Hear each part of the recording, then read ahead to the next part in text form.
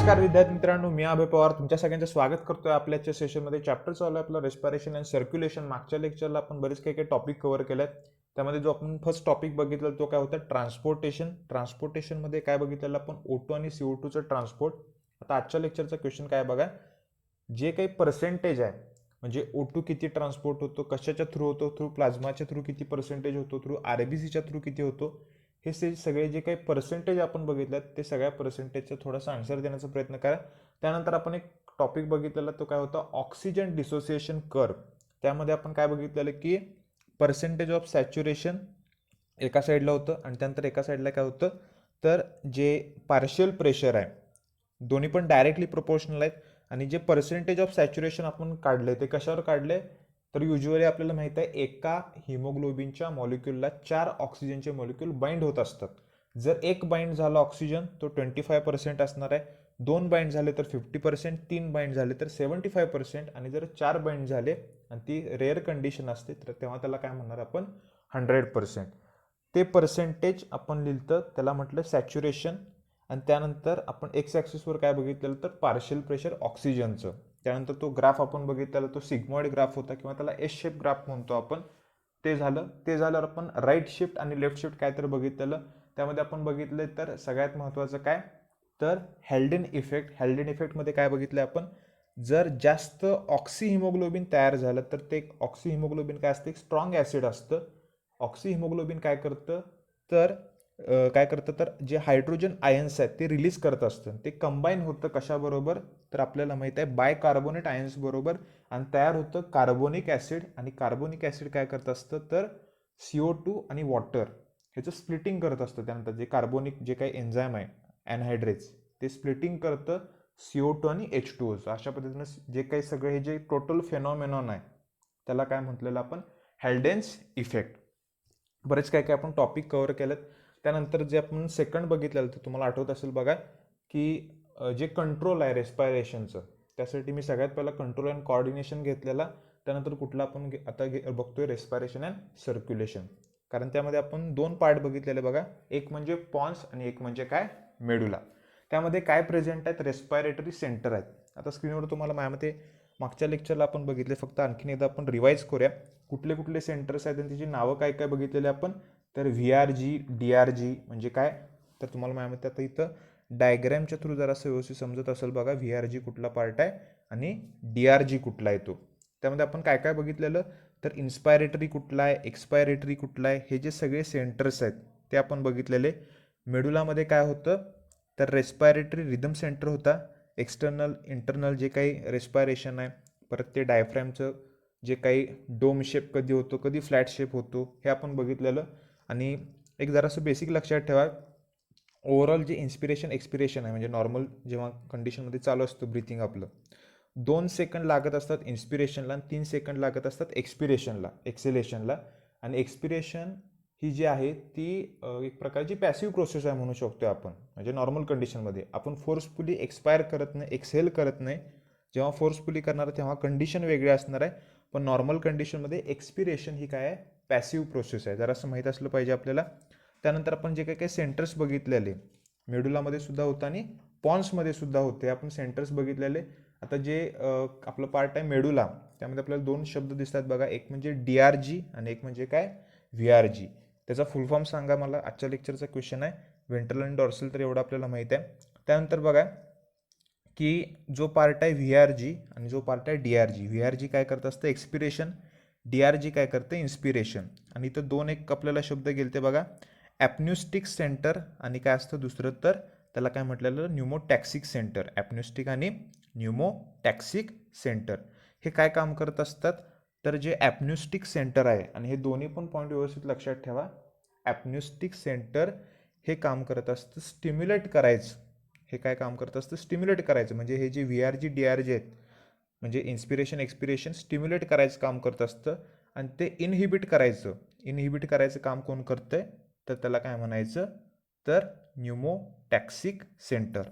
जरासं व्यवस्थित लक्षात ठेवा, न्यूमोटॅक्सिक सेंटर इनहिबिट, ॲप्न्युस्टिक सेंटर स्टिम्युलेट करते. ह्याच्या बाहेरचं तुम्हाला काही क्वेश्चन विचारत नाहीत त्यामुळे ते जरासं माहीत पाहिजे आपल्याला. म्हणजे हे काय रेस्पायरेटरी हे जे सेंटर दिसतात आपल्याला कुठलं तर हे VRG DRG आहे त्याला कंट्रोल करायचं. इथं वर काय असतं, सेंटर असतात, एक असतं ॲप्न्युस्टिक आणि एक काय असतं न्यूमोटॅक्सिक. यातलं एक काय तर लक्षात ठेवा, न्यूमोटॅक्सिक इनिबिट करते किंवा ॲप्न्युस्टिक स्टिम्युलेट करते, त्यालाच आपण स्टार्ट करतोय म्हणूया आपण. त्यानंतर आपण बघितलेलं केमिकल कॉर्डिनेशन. केमिकल कॉर्डिनेशन म्हणजे केमिकल कंट्रोल कसं होत असतं, थोडक्यात केमिकल कॉर्डिनेशनने कुठले कुठले केमिकल्स त्यामध्ये परत, आणि म्हणजे थोडक्यात जे pH आहे वगैरे ते सगळं काय केलं जातं, केमो रिसेप्टरच्या थ्रू सेन्स केलं जातं, आणि ते जी काही आपली रेस्पिरेटरी सेंटर आहेत तिकडं काय केलं जातो, तर मेसेज पाठवला जातो. म्हणजे ते थ्रू न्यूरॉन्सच पाठवणार आहेत, पण सगळ्यात पहिला ते केमिकली सेन्स केलेले असणार आहेत, म्हणून त्याला काय म्हणतो आपण, केमिकल कॉर्डिनेशन. आता यामध्ये आपल्याला फक्त दोनच गोष्टी लक्षात ठेवायच्यात. एक असतो पार्ट सेंट्रल केमो रिसेप्टरमध्ये, त्यामध्ये काम करत असतं मेडुला. मेडुलामधलं जर CSFमध्ये, त्याच्या CSF म्हणजे आपल्याला माहिती आहे सेरेब्रोस्पायनल फ्लुइड, त्याच्या CSFच्या pHमध्ये जर काही चेंज आला तर ते काय करत असतं, तर काय पाठवणार आहे, आपल्या जे काही रेस्पिरेटरी सेंटर आहे त्याला मेसेज पाठवणार आहे, आणि जे काही प्रोसेस आहे त्याच्यावर काय करणार आहे, कंट्रोल करणार आहे. त्याला केमिकल कंट्रोल म्हणत असतो आपण. आता इथं जे सेकंड पार्ट आहे त्याला म्हणायचं पेरिफेरल केमो रिसेप्टर. पेरिफेरल म्हणजे माहिती आहे आपल्याला आउटर साईडला. आता जो पार्ट आहे आपला, त्यामध्ये दोन शब्द महत्त्वाचे आहेत बघा, ॲओर्टिक बॉडी आणि कॅरोटिड बॉडी. आपण इंटरनल स्ट्रक्चर जेव्हा बघणार आहे हार्टचं, तेव्हा जर असं तुम्हाला मी इन डिटेल सांगतो हे ॲओर्टिक आणि कॅरोटिड बॉडी काय असतं ते. आत्तापुरतं फक्त लक्षात ठेवा की हार्टचे दोन पार्ट आहेत, एक म्हणजे ॲओर्टिक आणि कॅरोटिड बॉडी. हे काय करत असतात, सेन्स करत असतात pH वाढले का कमी झाले, O2 CO2 लेवल, आणि त्याच्यानुसार ते काय करत असतात, मेसेज पाठवत असतात. कशाला, तर आपल्या रेस्पिरेटरी सेंटरला थ्रू ग्लॉसोफॅरेंजियल किंवा व्हेगस नर्व. आपण बघितलं ज्या काही क्रॅनियल नर्व होत्या त्यामध्ये ग्लॉसोफॅरेंजियल आणि व्हेगस नर्व. त्यानंतर बघा मेकॅनो रिसेप्टरमध्ये आपण काय बघितलेलं, तर जी व्हेगस नर्व असते ती काय करत असते, तर मेसेज पाठवत असते रेस्पिरेटरी सेंटरला. आणि तिथं लक्षात ठेवायचं स्ट्रेस रिसेप्टर असतात, म्हणजे जे आपले लंग्स आहेत ते एका लिमिटपर्यंत काय झाले पाहिजे, तर त्याचं इन्फ्लेशन झालं पाहिजे. एका लिमिटपर्यंत ते काय झाले पाहिजे, तर फुगले पाहिजेत म्हणूया आपण. ते जे मेकॅनिझम आहे त्याचं जे स्ट्रेचिंग आहे त्याच्यावर कंट्रोल असतं, तर म्हणून त्याला काय म्हणतो आपण, मेकॅनो रिसेप्टर. आता इथं व्हेगस नर्व एक लक्षात ठेवायचं, आणि हे जे सायंटिस्ट आहेत ते सायंटिस्टचं त्यांनी सांगितलं म्हणून त्याला हेरिंग ब्रुअर रिफ्लेक्स असं म्हणायचं. फक्त तिथं पॉईंट काय लक्षात ठेवायचा, एका लिमिटपर्यंत हे काय होत असतं, तर आपली फुफ्फुस आहेत, जी लंग्स आहेत ते काय करत असतात, स्ट्रेच होत असतात. पण त्यानंतर काय केलं जातं, तर ते स्टॉप केलं जातं थ्रू हे जे काही मेकॅनो रिसेप्टर्स आहेत ते सेन्स करणार आहेत, आणि थ्रू व्हेगस नर्व ते मेसेज पाठवणार आहेत आपल्या रेस्पिरेटरी सेंटरला. साधं सोपं लक्षात ठेवा, फुफ्फुसचं जास्त लिमिटपर्यंत, कारण आपल्याला माहीत आहे की जे आपले जे लंग्स आहेत ते प्रोटेक्ट केलेत कशामध्ये, तर आपल्याला माहिती आहे आपले रिप्सचं जे केज असतं त्यामध्ये प्रोटेक्ट केलेलं असतात. ते एका लिमिटपर्यंतच काय झाले पाहिजेत, फुगले पाहिजेत लंग्स, असं नाही की एक्स्ट्रीम लेवलला गेले पाहिजेत. मग त्यामध्ये सुद्धा कंट्रोल करण्यासाठी तिथं मेकॅनो रिसेप्टर आहेत.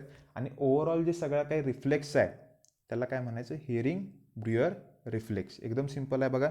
इथं प्रॉप्रिओ रिसेप्टर सुद्धा आहेत. त्यामध्ये कंट्रोल अँड कॉर्डिनेशनमध्ये मी तुम्हाला सांगितले बघा, प्रॉप्रिओ रिसेप्टर ते सुद्धा सेन्स करत असतात. जे काही टच असेल, टेम्परेचर असेल, पेन असतील ते सुद्धा स्टिम्युलाय करत असतात. एकदम सिंपल आहे, पण दोन महत्त्वाचे आहेत. एक म्हणजे मेकॅनो रिसेप्टर, त्यामध्ये हेरिंग ब्रुअर रिफ्लेक्स, आणि त्यानंतर हे दोन शब्द लक्षात ठेवा, कॅरोटिड आणि ॲओर्टिक बॉडी हार्टमधल्या सेन्स करत असतात ऑक्सिजनची, CO2ची लेवल आणि pH लेवल, आणि ते काय करत असतात, मेसेज पाठवत असतात रेस्पिरेटरी सेंटरला. हे सगळं झालं काय, केमिकल कंट्रोल. जे अगोदर बघितलेलं म्हणजे DRG, VRG, ॲप्न्युस्टिक आणि जे न्यूमोटॅक्सिक, ते सगळं काय होतं, न्यूरल कंट्रोल. एकदम सिंपल आहे बघा. त्यानंतर जो पुढचा पार्ट आहे तो काय आहे, तर रेस्पिरेटरी डिसऑर्डर. आता यामध्ये आपण काय बघणार आहे, जे काही रेस्पिरेटरी डिसऑर्डर आहेत ते सगळे आपण बघणार आहे. आता जो फर्स्ट रेस्पिरेटरी डिसऑर्डर आहे तो बघूया, आणि आपल्या जे काही स्टेट बोर्डच्या बुकमध्ये आहे ते सगळे मी जर स्क्रीनशॉट काढला आहे, त्यामध्ये जरा असं समजून घ्या. बुक असलं तर बाजूला, आणि जरा क्लिअर दिसेल तुम्हाला. फर्स्ट बघा काय आहे, त्याला म्हणायचं इम्फिझेमा. काय काय इम्फायझेमा सुद्धा म्हणतात, इम्फिसेमा, दोन्ही पण प्रोनाऊन्सिएशन बरोबर आहे. मराठीत त्याला काय नाव नाही, इम्फी किंवा इम्फायसेमा. आता ह्याच्यामध्ये काय होत असते लक्षात ठेवायचं, जे ॲल्व्हिओलाय आहेत जे ॲल्व्हिओल आहेत त्यांचं काय होत असते, ब्रेकडाऊन होत असते. तर हा COPD मध्ये आपण कन्सिडर करत असतो क्रॉनिक ऑब्स्ट्रक्टिव्ह पल्मोनरी डिसऑर्डर म्हणतो, डिसीज म्हणतो सॉरी त्याला आपण. पण एम्फायझेमा एवढंच फक्त सिम्पल लक्षात ठेवा, एक प्रकारचा पल्मोनरी डिसीज आहे. पल्मोनरी म्हणजे काय म्हणतो आपण, लंग्सच्या रिलेटेड. त्यामध्ये स्पेसिफिक बघा, आणि जे काही सगळा जो काही चार्ट आपल्या बुकमध्ये दिला आहे त्यामध्ये फक्त तुम्हाला सिम्पटम्स आणि कॉज ह्याच्यावर रिलेटेड MCQचे क्वेश्चन पडत असतात. त्यामुळे ते जरासं 2-3दा चांगलं रिवाईज करा. पण पहिला समजून घ्या नक्की काय होते ते. Breakdown of alveoli. आता ॲल्व्हिओलाय म्हणजे आपल्याला माहीत आहे बघा, ट्रॅकिया, त्यानंतर ब्रॉन्काय, ब्रॉन्क्युल्स, आणि सगळ्यात शेवटी काय असतात असे ग्रेपसारखं स्ट्रक्चर दिसतं, त्याला काय म्हणतो आपण, ॲल्व्हिओलाय. त्याच्यामध्ये जर ब्रेकडाऊन झालं तर त्याला काय म्हणणार आपण, एम्फायझेमा. आणि त्यानंतर सगळ्यात महत्त्वाचं हा क्रॉनिक डिसऑर्डर डिसीज आहे, एवढंच फक्त लक्षात ठेवा, क्रॉनिक आहे. ते COPD मध्ये आपण कन्सिडर करत असतोय. हे कुठं तर नोट डाऊन करून घ्या, पुस्तकात या बहुतेक यावर्षी मेन्शन केलं नाही. COPD मध्ये एम्फायझेमा, आणि एम्फायझेमा जरासं महत्त्वाचं आहे. त्यामध्ये ॲल्व्हिओलायची वॉल डॅमेज होते किंवा ॲल्व्हिओलाय ब्रेक होतात. एकदम सिंपल आहे बघा, ॲल्व्हिओलायची वॉल डॅमेज होते किंवा ॲल्व्हिओलाय ब्रेक होतात. त्याचा कॉज काय बघा, स्मोकिंग किंवा एअरचं जे काही पोल्युशन असतं, वायूचं प्रदूषण असतं, त्यामुळे काय होत असतं, एम्फायझेमा होत असतो. ट्रीटमेंट काय, तर अवॉइड केलं पाहिजे स्मोकिंग, पोल्युटेड एअर किंवा ऑक्सिजनचं रिलीफ सिस्टीम काय केली पाहिजे, ॲड केली पाहिजे. एकदम सिंपल आहे, फक्त सिम्पटम जरासं महत्त्वाचं आहे. ब्रेकडाऊन किंवा ॲल्व्हिओलायची वॉल काय होत असते, डॅमेज होत असते. आता स्क्रीनवर तुम्हाला डायग्राम दिसते बघा कशाची, तर नॉर्मल ॲल्व्हिओलाय आहे बघा, आणि जो ॲल्व्हिओलाय झाला एम्फायझेमा. डायग्रामवरूनच आपल्याला समजते बघा, इथं काय झाल्यात, डॅमेज झाल्यात काय, ॲल्व्हिओलाय. इथं दिसतंय बघा आपल्याला स्ट्रक्चरमध्ये काय झाले, ॲल्व्हिओलाय काय झाले, डॅमेज झाल्यात. एवढंच फक्त पॉईंट लक्षात ठेवा. त्यानंतर बघा आता सेकंड जो आहे तो कुठला आहे बघा, respiratory disorder, chronic bronchitis. Chronic म्हणजे त्याला दीर्घकालीन म्हणतो किंवा जुनाट म्हणत असतो आपण, मराठीत त्याचं मिनिंग आहे. आता ब्रॉन्कायटिस म्हणजे कुठं स्पेसिफिक असं ब्रॉन्काय काय होणार आहे, डॅमेज होणार आहे. तिथं काय होते, क्रॉनिक इन्फ्लेमेशन होते, म्हणजे ब्रॉन्कायचं काय होते, थोडक्यात इन्फ्लेमेशन होत असते. तिथं काय होत असते परत, आणि जे काही म्युकस ग्लँड्स असतं त्याचं सिक्रेशन वाढत असतं. आता आपल्याला बेसिक माहिती आहे की आपले जे इनर पार्ट आहेत तिथं म्युकसचं सिक्रेशन होत असतं. म्युकस म्हणजे आपल्याला माहिती आहे एक प्रकारचा असा ओलसर द्रव असतो, त्याला म्युकस म्हणायचं. त्याला काय तर श्लेषा असं काय श्लेमा असं काय तर मराठी शब्द काय तर आहे, नक्की मला माहीत नाही. फक्त त्याचे सिम्पटम बघा काय आहेत ते, कफिंग, शॉर्टनेस ऑफ ब्रेथ. आता इथं बघा आणखीन एक आहे बघा, जे सिम्पटम्स आहे स्पुटम. स्पुटम म्हणजे त्याला बडका म्हणतो आपण. त्याचं काय होतं, त्याचं अमाऊंट वाढत असतं. त्यानंतर कधी कधी शरीर निळंसुद्धा पडत असतो क्रॉनिक ब्रॉन्कायटिसमध्ये, ते सिव्हिअर कंडिशनला. आणखीन एक असतं व्हिजिंग. व्हिजिंग म्हणजे त्याला घरघर करणे म्हणतो आपण. ते जे काही श्वास आतबाहेर होत असतो त्यामध्ये थोडासा असा आवाज येत असतो, असं काय तर त्याला म्हणायचं, घरघर करणे मराठीत त्याचं काय ते मिनिंग आहे. व्हिजिंग साऊंड काय होत असतो, जनरेट होत असतो. हे सुद्धा स्मोकिंग किंवा एअर पोल्युशनमध्ये होत असतं. त्याला काय, त्या सगळ्या गोष्टी अवॉइड करणे, ड्राय क्लायमेटमध्ये मूव्ह किंवा वॉर्मर क्लायमेटमध्ये काय करणे, मूव्ह करणे. आता हे एकदम सिम्पल ट्रीटमेंट आहेत. ट्रीटमेंट शक्यतो तुम्हाला विचारत नाहीत, सिम्पटम आणि कॉज ह्याच्यावर फक्त जरा जास्त फोकस करा. Chronic bronchitis. आता क्रॉनिक ब्रॉन्कायटिसमध्ये काय होतं बघा की हे जे आपल्याला माहीत आहे, जे काही सगळे इन्फ्लेमेशन आहे, म्हणजे इथं ब्रॉन्कायमध्ये स्पेसिफिक तिथं काय होत असतं, इन्फ्लेमेशन होत असते. त्यानंतर इथं जे सिले आहेत ते काय झालं, डॅमेज झालेत.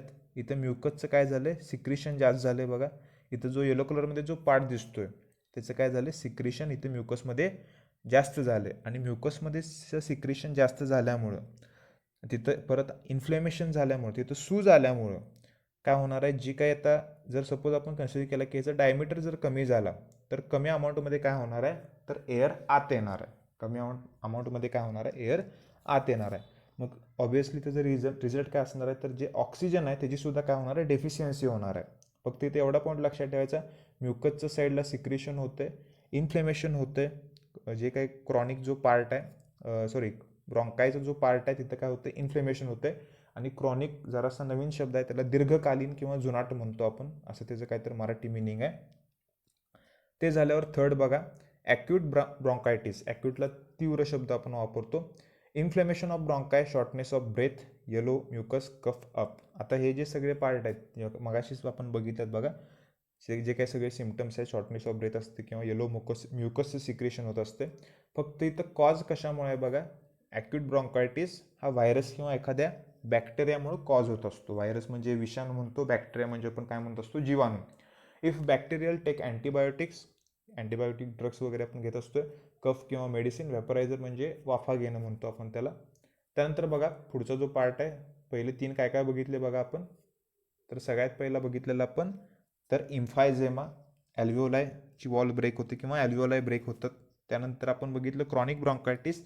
त्यानंतर बघितलं आपण ॲक्यूट ब्रॉन्कायटिस. ॲक्यूटमध्ये फक्त काय व्हायरस आणि जे बॅक्टेरिया त्याच्यामुळे कॉज होत असतो. आणि सिम्पटम त्याचे काय बघितले, ब्रॉन्कायमध्ये इन्फ्लेमेशन, एक्झेसिव्ह म्युकसचं सिक्रेशन, शॉर्टनेस ऑफ ब्रेथ वगैरे. हे एवढे फक्त पॉईंट व्यवस्थित लक्षात ठेवा, 2-3 तर चांगले रिवाईज करा. त्यानंतर आहे सायन्युसायटिस. सायन्युसायटिस, आता सायनस म्हणजे आपल्या जे काही ब्रेन आहे, आपली कवटी आहे म्हणूया आपण, त्या कवटीमध्ये काही काही असे बोन्स असतात. त्या बोन्समध्ये एक प्रकारचं लिक्विड असतं. तर इथं तुम्हाला जरासं मी डायग्रामच्या थ्रू सांगतो.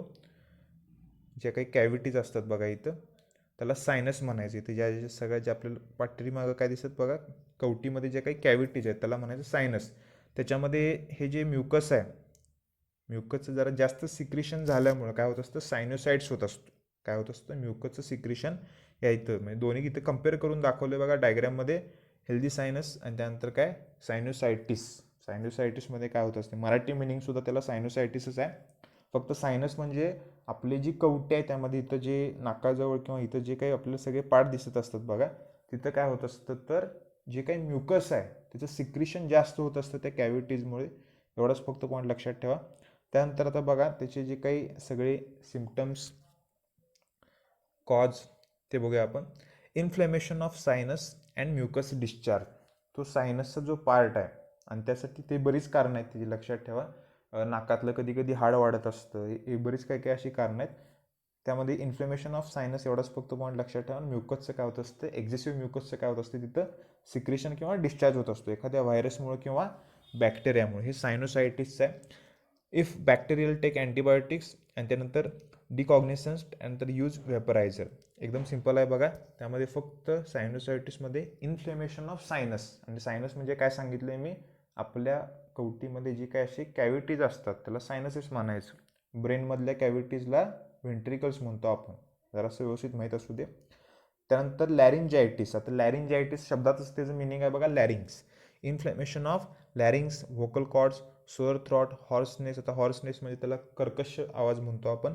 म्युकस बिल्ड होतं. त्यानंतर कफ म्हणजे खोकला माहिती आहे आपल्याला, एखाद्या व्हायरस किंवा बॅक्टेरियामुळे होत असतं. तिथं सुद्धा antibiotic medicine, voice rest, smoke वगैरे असे सगळे जे काही इरिटंट्स असतात ते सुद्धा अवॉइड करायचे. त्याचे सिम्पटम्स, आता पहिला सिम्पटम जरा व्यवस्थित लक्षात ठेवा आणि त्याचं मिनिंग पहिला समजून घ्या. आता लॅरिंजायटिसमध्ये काय होते बघा, की हा जो पार्ट आहे आपल्याला माहिती आहे लॅरिंग्स इथं असतो. आपण सगळं रेस्पायरेटरी ट्रॅक बघितलं आहे, त्यामध्ये लॅरिंग्स आपण बघितलं आहे. आणि लॅरिंग्समध्ये इथं व्होकल कॉर्ड्स वगैरे असतात. नॉर्मल लॅरिंग्स दाखवलं आहे, त्यानंतर इन्फ्लेमेशन झालेलं काय दाखवलं आपल्याला, लॅरिंग्स दाखवलं आहे. त्यामुळं हॉर्सनेस ऑफ साऊंड किंवा जे काही त्याचे जे सिम्पटम्स आहेत ते जरासं व्यवस्थित लक्षात ठेवा, महत्त्वाचं आहे. Laryngitis, inflammation of larynx, vocal cords, त्यानंतर sore throat, hoarseness of voice, sound म्हणण्यापेक्षा. त्यानंतर बघा न्यूमोनिया जरासं आपल्याला माहीत असतोय बघा, आपण बऱ्याच वेळेला ऐकत असतोय. स्पेलिंग पण जरासं व्यवस्थित बघून घ्या. पहिला पी आहे तो सायलेंट आहे. Inflammation of lungs ranging from mild to severe, cough, fever, shortness of breath, chills, sweating, chest pain, blood in the mucus. हे त्याचे काय झाले, सिम्पटम झाले. एखाद्या बॅक्टेरिया किंवा व्हायरसमुळे तो कॉज होत असतो. आणि ते काय त्याला अँटीबायोटिक्स, कफ मेडिसिन या सगळ्या त्याचे जे काही, आणि ओव्हरऑल सगळ्याची ट्रीटमेंट बऱ्यापैकी सगळ्यांच्या सेमच आहेत. फक्त जरासं कॉज आणि जे सिम्पटम्स आहेत ते जरासं व्यवस्थित लक्षात ठेवा. त्यानंतर बघा त्यामध्ये ॲक्यूट आणि क्रोनिकसुद्धा असं पार्ट पडत असतो. फक्त जरा न्यूमोनियामध्ये त्या एखाद्या बॅक्टेरियाचं नाव लक्षात ठेवा, स्ट्रेप्टोकोकस न्यूमोनी. आणि आपल्याला हे कुठे गेले आठवते का बघा, कुठला चॅप्टर आपला, मॉलिक्युलर बेसिस ऑफ इनहेरिटन्स. त्यामध्ये सुरुवातीला आपण बघितलेलं बघा एक्सपेरिमेंट होते ग्रिफिथचे. त्यामध्ये स्ट्रेप्टोकोकस न्यूमोनी किंवा डिप्लोकोकस न्यूमोनी त्याचं काय केलं, यूज केलं आणि काय काय एक्सपेरिमेंट कंडक्ट केले ते रॅटवर, माईसवर, ते आपण बघितलेले. न्यूमोनियामध्ये जरासे त्याचे सिम्पटम्स व्यवस्थित लक्षात ठेवा. आणि बॅक्टेरियाचं नाव आहे स्ट्रेप्टोकोकस न्यूमोनी. त्यानंतर बघा म्हणजे हा न्यूमोनिया एल्डरमध्ये सुद्धा होत असतो, इन्फंट्समध्ये सुद्धा होत असतो. बरेच काय काय त्याचे सिम्पटम्स आहेत आणि त्यामध्ये आपल्याला बेसिक जरासं माहीत असते काय काय गोष्टी. आता पुढचा जो पार्ट आहे राहिलेले शेवटचे जे 2 आहेत ते कुठले आहेत बघा. न्यूमोनियाची जरा इमेज दाखवतो तुम्हाला. इथं काय होतं बघा, ब्रॉन्क्युल्स इन्फ्लेम पार्ट होते आणि शक्यतो न्यूमोनिया हा कुठं असतो, जो लोअर लोब आहे लंग्समध्ये, म्हणजे त्यामध्ये सुद्धा स्टेप असतात. फर्स्ट स्टेप, सेकंड स्टेप, म्हणजे ॲक्यूट टू सिव्हिअर असं काही त्याचे काही काही कंडिशन्स असतात. ते काय तुम्हाला इतकं आत्ता इन डिटेल नाही आहे. फक्त काय होतं सिम्पटम्स तेवढे लक्षात ठेवायचे. ॲल्व्हिओलायमध्ये किंवा ते जे काही ब्रॉन्क्युअल आहे त्यामध्ये काय होतं, तर तिचं जो पार्ट आहे तिथं काय होतं, सिक्रेशन होत असतं एका फ्लुइडचं. आणि हे का सिक्रेशन होत असते त्यामध्ये बरीच कारणं आहेत. वेगवेगळे इरिटंट्स आल्यावर, म्हणजे स्मोकिंगचे जे काही पार्टिकल्स असतात त्याला, म्हणजे त्यापासून लंगचं प्रोटेक्ट करण्यासाठी काय होत असतं, म्हणजे शक्यतो या सगळ्यामुळं रेस्पिरेटरी ट्रॅक्ट ड्राय होत असतो. त्यामध्ये ते एक्झिसिव्ह काय होत असतं, म्युकसचं सिक्रेशन होत असतं त्याला मॉइस्ट करण्यासाठी. त्यामुळे जास्त प्रमाणात जर म्युकस सिक्रेशन झालं तरी सुद्धा काय होत असतं, त्याचा डायमीटर कमी होत असतो त्या रेस्पिरेटरी ट्रॅक्टचा. त्यामुळे त्याचे बरेच काही आपल्याला सिम्पटम दिसून येत असतात न्यूमोनियाचे. आणि त्याचे आपण ट्रीटमेंटसुद्धा बघितले काय येते. आणि शक्यतो जो पार्ट आहे लोअर लोब आहे तिथे इन्फ्लेमेशन होत असतं, तिथं सूज येत असते. इन्फ्लेमेशन म्हणजे आपल्याला माहिती आहे काय, सूज येणे. त्यानंतर शेवटचे 2 बघा काय आहेत. एक म्हणजे अस्थमा, त्याला दमा म्हणत असतो आपण. Constriction of bronchioles, mucus build in the bronchioles, periodic wheezing म्हणजे ते घरघर करणे, आवाज येणे. Difficulty in breathing, allergy of pollen grains, some food additive म्हणजे जे काही कलर वगैरे असतात किंवा प्रिझर्वेटिव्ह असतात त्याला फूड ॲडिटिव्ज म्हणतो आपण. पेट हेअर, जनावरांचे जे काही कुत्र्याचं किंवा मांजराचे जे काही केस असतात त्याच्यामुळे सुद्धा अस्थमा होत असतो काही काहींना. Use of inhalants to open passageways. आता तुम्हाला माहीत असेल की बऱ्याच ठिकाणी आपण बघत असतो जे अस्थमाचे जे पंप असतात ते यूज केलेले असतात. कशासाठी, तो सगळ्या पॅसेज काय करण्यासाठी, क्लिअर करण्यासाठी, म्हणजे प्रॉपर रेस्पिरेशन ब्रीथिंग होण्यासाठी आपल्याला माहीत असते बघा बेसिक. त्यानंतर बघा ऑक्युपेशनल रेस्पिरेटरी डिसऑर्डर. त्यामध्ये जरासं मागच्या सिलेबसमध्ये जरासं इन डिटेल होतं सगळं, पण ऑक्युपेशनल रेस्पिरेटरी डिसऑर्डरमध्ये जरासं व्यवस्थित लक्ष द्या. आता काय काय आपण बघणार आहे. एक म्हणजे आहे सिल्कॉसिस, तिथं एकच मेन्शन केलं आहे माझ्यामध्ये, पण त्याचे बरेच काही काही आहेत. सिल्कॉसिस आहे, परत ॲस्बेस्टॉसिस आहे. त्यानंतर आणखीन 2-3 काय तर त्याचे प्रकार आहेत. बहुतेक आपल्या बुकमध्ये यावर्षी मेन्शन केलं नाही आहे ते. पहिलं सिल्कॉसिस बघूया. आता ऑक्युपेशनल म्हणजे आता जे काही काही खाणीत काम करणारे किंवा वेगवेगळ्या फॅक्टरीजमध्ये काम करणारे ते जे कामगार असतात ते त्यांच्या डायरेक्ट संपर्कात येत असतात. म्हणजे जे खाणीत काम करणारे ते वेगवेगळे, आता एक कॉमन एक्झाम्पल घ्या, जे काही सिमेंटचे पत्रे तयार करत असतात तसे शीट्स तयार करत असतात. तिथं ॲस्बेस्टॉस म्हणून एक बारका पार्टिकल असतो.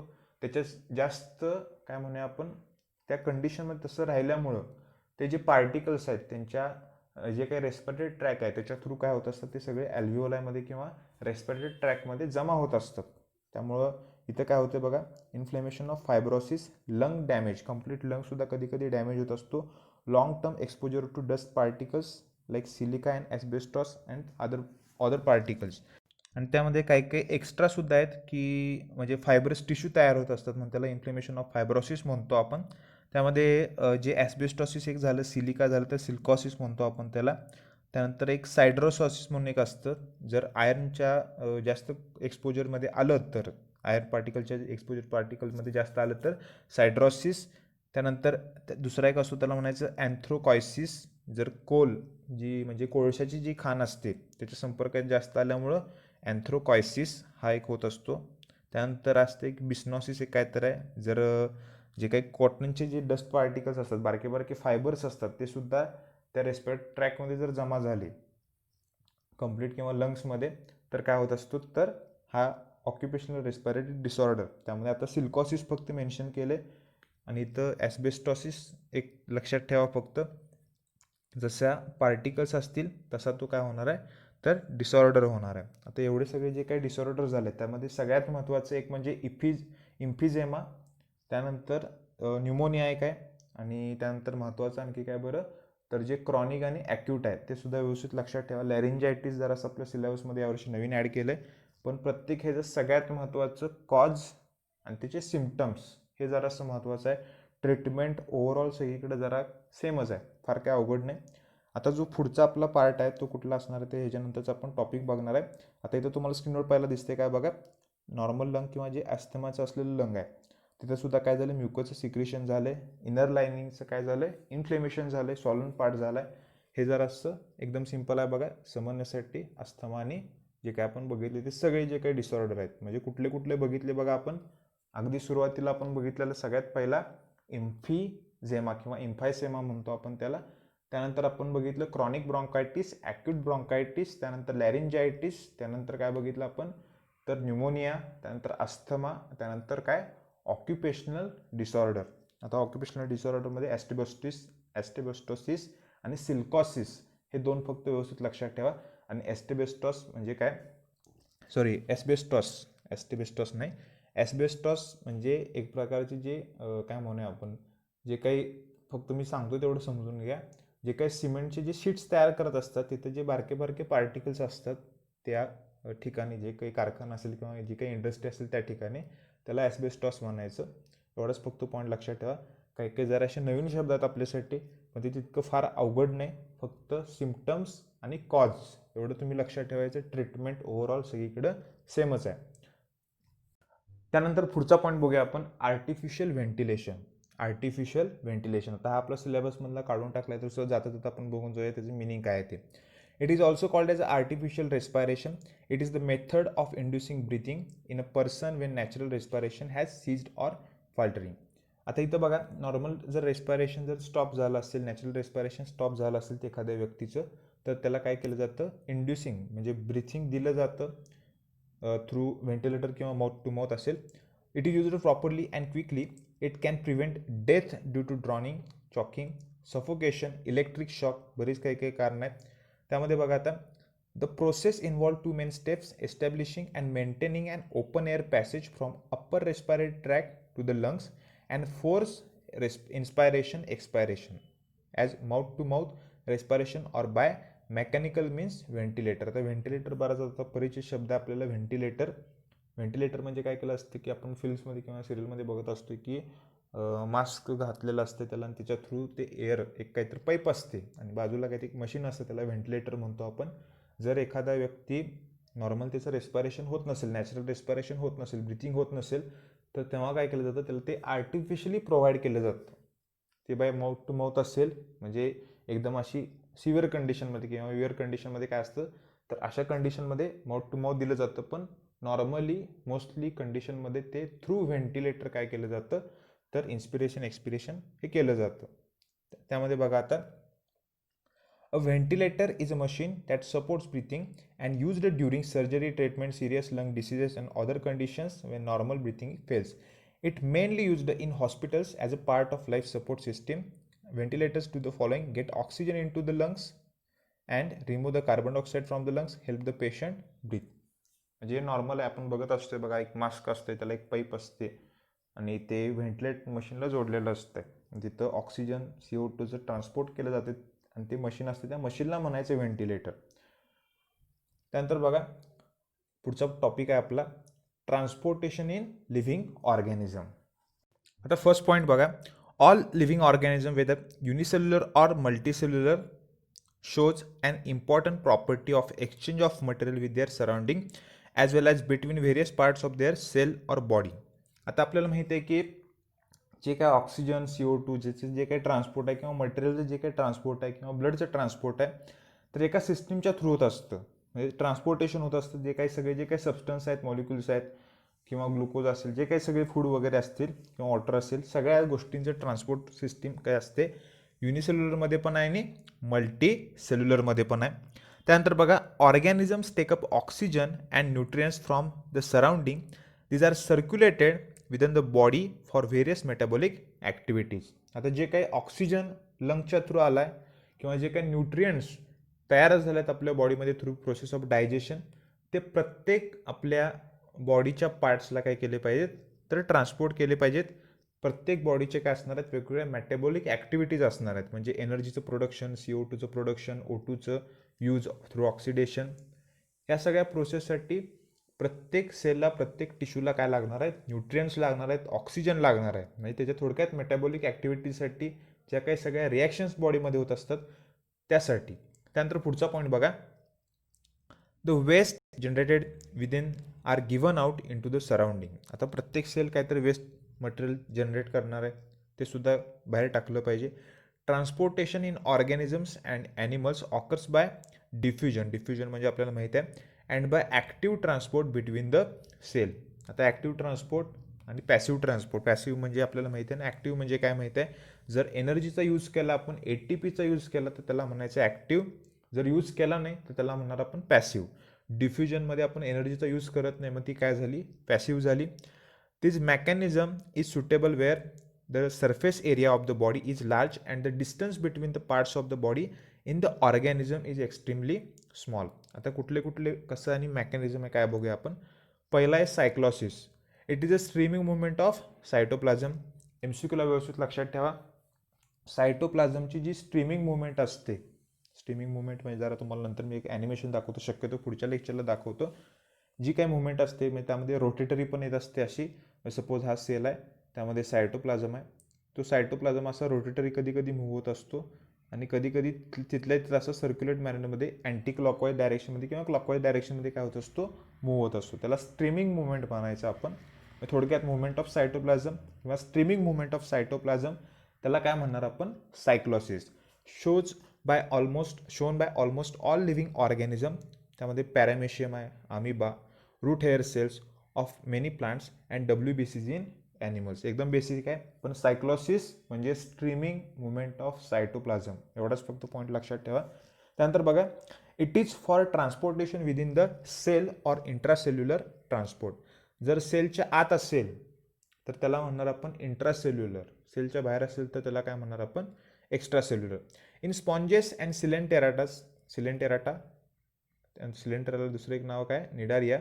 The surrounding water is circulated through the body cavities. आपल्याला माहिती आहे स्पॉन्ज किंवा जे काही सिलेंटेराट आहे त्यामध्ये बॉडी कॅव्हिटीज असतात, त्याच्या थ्रू काय होत असतं तर ट्रान्सपोर्ट होत असतं. फ्लॅटवर्ममध्ये म्हणजे प्लॅटिहेल्मिंथिसमध्ये काय असतात, पॅरेन्कायमल सर्क्युलेशन असतात. पॅरेन्कायमल सर्क्युलेशन म्हणजे पॅरा म्हणजे काय, सराउंडिंग, जे काय सर्क्युलेट होत असतात त्याच्या थ्रू होत असतं. त्यानंतर राऊंड वर्म्स, आपल्याला माहिती आहे राऊंड वर्म्समध्ये आपण काय बघत होतो तर जे ॲस्केहेल्मिंथिस आहे, ॲस्केहेल्मिंथिसमध्ये आपण काय बघत होतो, राऊंड वर्म किंवा nemathelminthes. There are no blood vessels and body fluid and the body fluid is move around the viscera. Viscera म्हणजे जे व्हिसेरल ऑर्गन्स आहेत त्याला व्हिसेरा म्हणणार. By contraction of body walls and muscle. आता proper अशा blood vessels नाही आहेत round वर्ममध्ये सुद्धा. त्यामध्ये काय होत असतं, त्यांच्या बॉडी वॉल काय होत असतात, कॉन्ट्रॅक्ट होत असतात, रिलॅक्स होत असतात. त्याच्या मुवमेंटच्या थ्रू ते काय केलं जातात, ट्रान्सपोर्ट केलं जातं. बॉडीचं जे काही फ्लुइड असेल ते, त्याला काय म्हणायचं, एक्स्ट्रा सेल्युलर ट्रान्सपोर्ट. सेलच्या मध्ये असेल तर इंट्रा, सेलच्या बाहेर असेल तर एक्स्ट्रा. आता महत्त्वाचा पॉईंट बघा, सर्क्युलेशन इन ॲनिमल्स. महत्त्वाचा टॉपिक आहे circulation in animals. In higher animals the circulation is carried out by special fluid, blood, lymph. आता हे ब्लड काय असतं आपल्याला माहिती आहे. लिम्फ जरासा नवीन शब्द आहे, असं व्हाईटिश कलरचं फ्लुइड असतं ते थोडंसं. ते आपण या चॅप्टरच्या सगळ्यात शेवटी आपण बघणार आहे लिम्फॅटिक सिस्टीम. लिम्फॅटिक सिस्टीम, त्यामध्ये लिम्फ नोड वगैरे किंवा लिम्फ म्हणजे ॲक्च्युली काय असतं, ब्लड आणि लिम्फमधला डिफरन्ससुद्धा आपण बघणार आहे. त्यामध्ये आता बघा, blood vascular system in higher animals annelida to the chordate. त्याच्या अगोदर सगळे काय असतात, आपण लोअर ॲनिमल्स कन्सिडर करूया. म्हणजे जे काही पोरीफेरा असतील किंवा जे काही त्याच्या पुढचे सगळे प्लॅटिहेल्मिंथिस, सिलेंटेराटा, ते लोअर झाले. त्याच्या पुढचे काय झाले, म्हणजे जसं सिस्टीम ॲडव्हान्स होत गेली तसं त्याला काय म्हणतो आपण, हायर ॲनिमल्स म्हणत असतो. आता इथं ॲनिलिडा हा आहे नॉन कॉर्डेट आणि काय झालं, कॉर्डेट. कॉर्डेटमध्ये सगळे आपण येत असतो, आपल्याला माहिती आहे 11वीला आपण ॲनिमल किंगडम व्यवस्थित अभ्यास केला आहे आणि किमान बेसिक तो चार्ट तरी तुमच्या लक्षात असेल. Have a special circulating fluid, the blood which is pump to the tissue by the heart through the blood vessel. आता इथं ब्लड व्हेसलचा उल्लेख केला आहे, स्पेसिफिक अशा ब्लड व्हेसल्स आहेत. आता आपल्याला माहिती आहे ओपन सिस्टीम एक असते, सर्क्युलेटरी सिस्टीम असते क्लोज्ड. दोन प्रकारचे असतात, ओपन आणि क्लोज. आपण पाठ करत असतो बघा की circulatory system is open, circulatory system is close. माझ्यामध्ये जे काही कॅरेक्टर्स आपण ॲनिमल किंगडममध्ये बघितलेले त्यामध्ये आपण बघितलेलं बघा. आता बघा कुठल्या कुठल्या ब्लड व्हॅस्क्युलर सिस्टीमच्या टाईप्स आहेत. एक म्हणजे ओपन सर्क्युलेशन आणि त्यानंतर काय, क्लोज्ड सर्क्युलेशन. त्याचा डिफरन्ससुद्धा महत्त्वाचा आहे. तुम्ही जरासं पुढच्या लेक्चरला व्यवस्थित पार्ट करून असं तुम्हाला सांगतो मी. आता पुरतं फक्त आपल्या बुकमधले पार्ट बघूया आपण, कुठले कुठले पॉईंट्स सांगितलेत ते. In animals having an open circulation, blood is circulated through the body cavities. आणि त्या बॉडी कॅव्हिटीजला म्हणायचं हिमोसिल. बॉडी कॅव्हिटीजला काय म्हणायचं, हिमोसिल. किंवा मग यामध्ये तुम्हाला आठवत असेल कॉक्रोचचं आपण बघितलेलं बघा, पेरिफेरल, व्हिसरल असे काही काही सायनसेस होते बघा. ते काय बघितलेलं आपण, किंवा तीन त्याला काय तर बघितलेलं, पेरिन्युरल कॅव्हिटी ज्या होत्या, पेरिन्युरल, पेरिव्हिसरल आणि सगळ्या शेवटी जे काही म्हणजे असं आपण 3 पार्ट केले आपण, डॉर्सल, वेंट्रल आणि मिडल. त्या कॅव्हिटीजमध्ये काय होत असतं, ब्लड फ्लो होत असतं. जर 11वीचा तुम्हाला ॲनिमल टाईप त्यामध्ये कॉक्रोचचं सर्क्युलेशन जर आठवत असेल, त्यामध्ये आपण बघितलेलं बघा, the visceral organs lie in the blood filled body cavities. Body कॅव्हिटीजला काय म्हणायचं, हिमोसिल. स्पेसिफिक असा क्वेश्चन विचारतात की ओपन सर्क्युलेटरी सिस्टीममध्ये ज्या बॉडी कॅव्हिटीज आहेत त्या बॉडी कॅव्हिटीजला म्हणायचं हिमोसिल. सिल म्हणजे आपल्याला माहिती आहे सिलोम, सिलोम म्हणजे कॅव्हिटी. त्यामध्ये हिमोलिम्फ असतं. Exchange of material takes place directly between the blood cells किंवा टिश्यू. आता इथं पहिला जर असं समजून घ्यायचं की सपोज आपण कन्सिडर करूया एक ब्लड वेसल आहे, ही झाली ब्लड वेसल, आणि इथं एक असं काय आहे, पॅसेज आहे. इथं काय एक प्रकारचं अशी कॅव्हिटी आहे, ह्याला काय म्हटलं आपण, हिमो काय म्हटलं, सील, हिमोसील म्हटलं आपण त्याला. त्यामध्ये काय होत असते की सपोज आपण कन्सिडर करूया की हा काहीतरी एक टिश्यू आहे, हा काहीतरी एक टिश्यू आहे, टिश्यू असेल किंवा सेल असेल. आणि काय होत असतं की हे जे काही सगळं ब्लड आहे, हे जे काही सगळं ब्लड आहे ते सगळं काय होत असतं, इथं असं जमा होत असतं त्या कॅव्हिटीजमध्ये. आणि त्या जे काही एखादा सेल असेल किंवा टिश्यू असेल तर त्याला ते बाथिंग करत असतात. कशामध्ये, ओपन सर्क्युलेटरी सिस्टीममध्ये. अशा कुठल्याही बारक्या बारक्या कॅपिलरीज नसतात. युजली काय होत असतं की जर एखादी सपोज आर्टरीज आहे, त्याने ऑक्सिजनेटेड ब्लड आणले तर त्याचे असे बारके बारके नेटवर्क असतं, कशाचं, कॅपिलरीजचं. आणि पुढं काय होत असतं आपल्याला माहीत आहे, व्हेन्स होत असतात. अशा एकत्र कॅपिलरीज येऊन व्हेन्स तयार होत असतात. आणि इथं काय असतो मध्ये आपल्याला माहीत आहे, तर टिश्यू किंवा सेल असतो. आणि इथं ऑक्सिजनेटेड ब्लड येणार आहे, इकडून जाणार आहे डिऑक्सिजनेटेड, त्याला आपण म्हणतो क्लोज्ड. पण इथं काय झालंय बघा, जे ओपन सर्क्युलेटरी सिस्टीम आहे त्यामध्ये टिश्यू किंवा सेल बाथ करत असतात. म्हणजे एक कॅव्हिटी असते, त्याला हिमोसिल म्हटलं, त्यामध्ये असं टिश्यू असतो आणि ब्लड येणार आणि त्यामधलं जे काही ऑक्सिजनेटेड असेल, डिऑक्सिजनेटेड असेल, ते सगळे व्यवस्थित ट्रान्सपोर्ट होणार. त्याला काय म्हणायचं, ओपन सर्क्युलेटरी सिस्टीम. म्हणजे ब्लड आणि सेल ह्याचा काय लक्षात ठेवायचं, डायरेक्ट काय होत असतो, कॉन्टॅक्ट होत असतो. ब्लड सेल असेल किंवा टिश्यू असेल, एकदम सिंपल आहे बघा, ब्लड असेल, सेल असेल किंवा टिश्यू असेल. त्यानंतर बघा पुढचा point, the blood flows with the low pressure. Pressure तिथं कमी असते कारण कॅव्हिटीजमध्ये जाणार आहेत. जर तिथं बारक्या बारक्या कॅपिलरीज होत असतील, म्हणजे जर आपण सपोज कन्सिडर करा ही एक आर्टरीज आहे, त्याचं डायमीटर कमी झालं, बारकी कॅपिलरीज तयार झाली परत, आणि बारक्या बारक्या अशा कॅपिलरीज तयार झाल्या. जर डायमीटर आपण कमी करत गेलो तर तिथं प्रेशर काय होणार आहे, वाढणार आहे. त्यामुळे इथं तसं काय नाही आहे, डायरेक्ट एका हिमोसिलमध्ये, एका कॅव्हिटीमध्ये सगळं ब्लड काय केले, पोअर केले. म्हणून तिथं प्रेशर लक्षात ठेवायचं कमी आहे ओपन सर्क्युलेटरी सिस्टीममध्ये. which usually does not contain any respiratory pigment like hemoglobin. Respiratory pigments नाही आहेत हिमोग्लोबिन सारखे, so it does not transport respiratory gases. Example लक्षात ठेवायचं, ओपन सर्क्युलेटरी सिस्टीमचा आर्थ्रोपोडा, कॉक्रोच आपल्याला माहिती आहे जो आपण 11वीमध्ये अभ्यास केला, आणि मोलुस्का सुद्धा. 2 एक्झाम्पल आपण लक्षात ठेवू शकतोय. पण मोस्टली आर्थ्रोपोडा विचारतात, ओपन आहे का सर्क्युलेटरी आहे, ओपन आहे का क्लोज सर्क्युलेटरी सिस्टीम आहे, त्यामुळे ते जरा व्यवस्थित लक्षात ठेवा. आणि ब्लड आणि सेल किंवा टिश्यूचा हा डायरेक्ट कॉन्टॅक्ट येत असतो, आणि जी कॅव्हिटी असते ज्यामध्ये सेल किंवा टिश्यू आहे त्याला म्हणायचं हिमोसिल, त्या ब्लडला म्हणायचं हिमोलिम्फ. एकदम सिंपल आहे. आता स्क्रीनवर तुम्हाला डायग्राम दिसते कॉक्रोचची. कॉक्रोचमध्ये आपण हार्ट्स बघितलेले. तर ह्याच्या रिलेटेड एक सिंपल असा क्वेश्चन विचारतो मी. 11वीचा जो आपला चॅप्टर आहे सर्क्युलेटरी सिस्टीम नाही सॉरी ॲनिमल टाईप, त्या ॲनिमल टाईपमध्ये आपण बघितलेलं कॉक्रोच स्ट्रक्चर सगळं बघितलेलं, डायजेस्टिव्ह सिस्टीम बघितलेली, नर्वस सिस्टीम, रेस्पिरेटरी सिस्टीम सगळं बघितलेलं. त्यामध्ये एकदम सिंपल क्वेश्चन आहे, टोटल चेंबर किती आहेत, हार्टचे टोटल चेंबर किती आहेत कॉक्रोचमध्ये. आणि कॉक्रोचचं आपल्याला माहिती आहे ओपन सर्क्युलेटरी सिस्टीम आहे. आता इथं बघा काय झालं, हार्ट आहे, हिमोलिम्फ आहे त्याला म्हणायचं. हिमोलिम्फ सायनस म्हणजे काय, जी कॅव्हिटी आहे त्याला हिमोलिम्फ, कधी त्या कॅव्हिटीला कधी कधी सायनस म्हणून सुद्धा शब्द असतो, हा सुद्धा लक्षात ठेवा. त्या कॅव्हिटीजला सायनस हा सुद्धा शब्द असतो, आणि कधी कधी हिमोसिल सुद्धा असतो. त्यामुळे दोन्ही पण शब्द लक्षात ठेवायचे. जे ओपन सर्क्युलेटरी सिस्टीम आहे ज्या ॲनिमल्समध्ये, त्यामध्ये जी कॅव्हिटीज आहे ज्यामध्ये सेल किंवा टिश्यू असतो तसाच, त्याला म्हणायचं काय, तर सायनस किंवा हिमोसिल. जे ब्लड आहे त्याला म्हणायचं हिमोलिम्फ. कॉक्रोच त्याचं एक्झाम्पल आहे, कॉमन एक्झाम्पल आहे ओपन सर्क्युलेटरी सिस्टीमचं. आता जे क्लोज आहे त्यामध्ये काय झालं आहे बघा, आर्टरीज आहेत, ऑक्सिजनेटेड ब्लड आहे, कॅपिलरीजमध्ये बारक्या बारक्या कॅपिलरीजमध्ये त्याचं काय झाले, ब्रेक झाल्यात, त्या नेटवर्क तयार झाले, तिथं टिश्यू असणार आहे. त्यानंतर बघा ते सगळे एकत्र आले. आता इथं डिऑक्सिनेटेड ब्लड आहे, कॅरी केले हार्टकडं. आपण आज सगळं बघणार आहे सर्क्युलेशन कसं होत असतं ते, पण ते जरा असं माहीत असावं. क्लोज्ड कुठं आहे, ॲनिलिडापासून जे कॉर्डेट आहेत त्यामध्ये क्लोज्ड सर्क्युलेटरी सिस्टीम आहे. एकदम सिंपल आहे. दोन्हीतला जरासा डिफरन्स समजला पाहिजे. आणखी जे काही ह्याच्यात डिफरन्सच्या रिलेटेड एक्स्ट्रा पॉईंट असतील ते आपण पुढच्या लेक्चरला सुद्धा बघूया, कारण ओपन आणि क्लोज बऱ्याच वेळेला पडत असते. एकदम सिंपल आहे. In all vertebrates, higher mollusca and lids, blood circulated all over the body through network of blood vessels. त्याला capillaries म्हणतो आपण. In this type of circulation, blood flows within the blood vessels and does not come in direct contact with cells, body tissues. आता हे जरा व्यवस्थित समजून घ्यायचं, open आणि क्लोजमध्ये काय फरक आहे. जे ओपन सर्क्युलेटरी सिस्टीम आहे त्यामध्ये ब्लड डायरेक्ट कॉन्टॅक्टमध्ये येते सेल किंवा टिश्यूच्या, डायरेक्ट कॉन्टॅक्टमध्ये येते. फक्त जे क्लोज सर्क्युलेटरी सिस्टीम आहे ते डायरेक्ट कॉन्टॅक्टमध्ये येत नाही.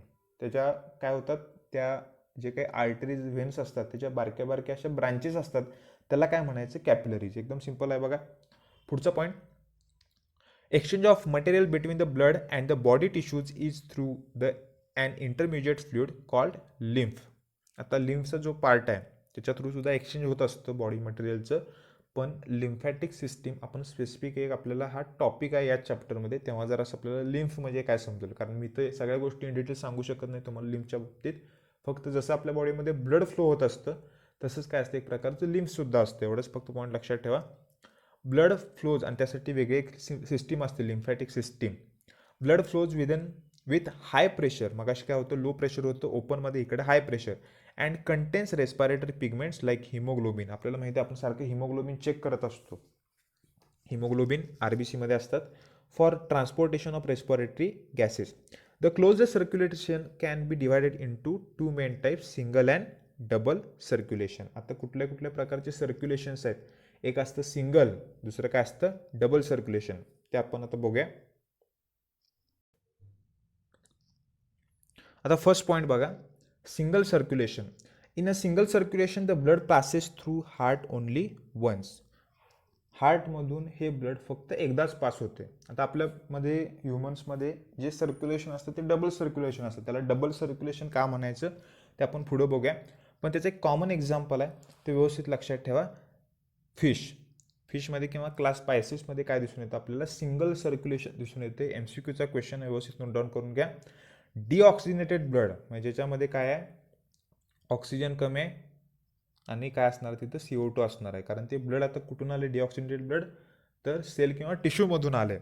Is pump from the heart towards the gills where it undergoes oxygenation. आता इथं जराशी सिस्टीम वेगळी आहे. पहिला जरासं तुम्हाला स्ट्रक्चर समजलं पाहिजे हार्टचं काय आहे ते, आणि त्यानंतर हे ॲक्च्युअल प्रोसेस कशी होते, सिंगल सर्क्युलेशन कसं होतं. आता इथं डिऑक्सिजनेटेड ब्लड आहे बघा, हार्टमधून पंप झाले, ते कुठं गेले पहिला समजून घ्यायचं, तर गिल्समध्ये गेले. गिल्स आपल्याला माहिती आहे ऑर्गन असतो कुणामध्ये, फिशमध्ये.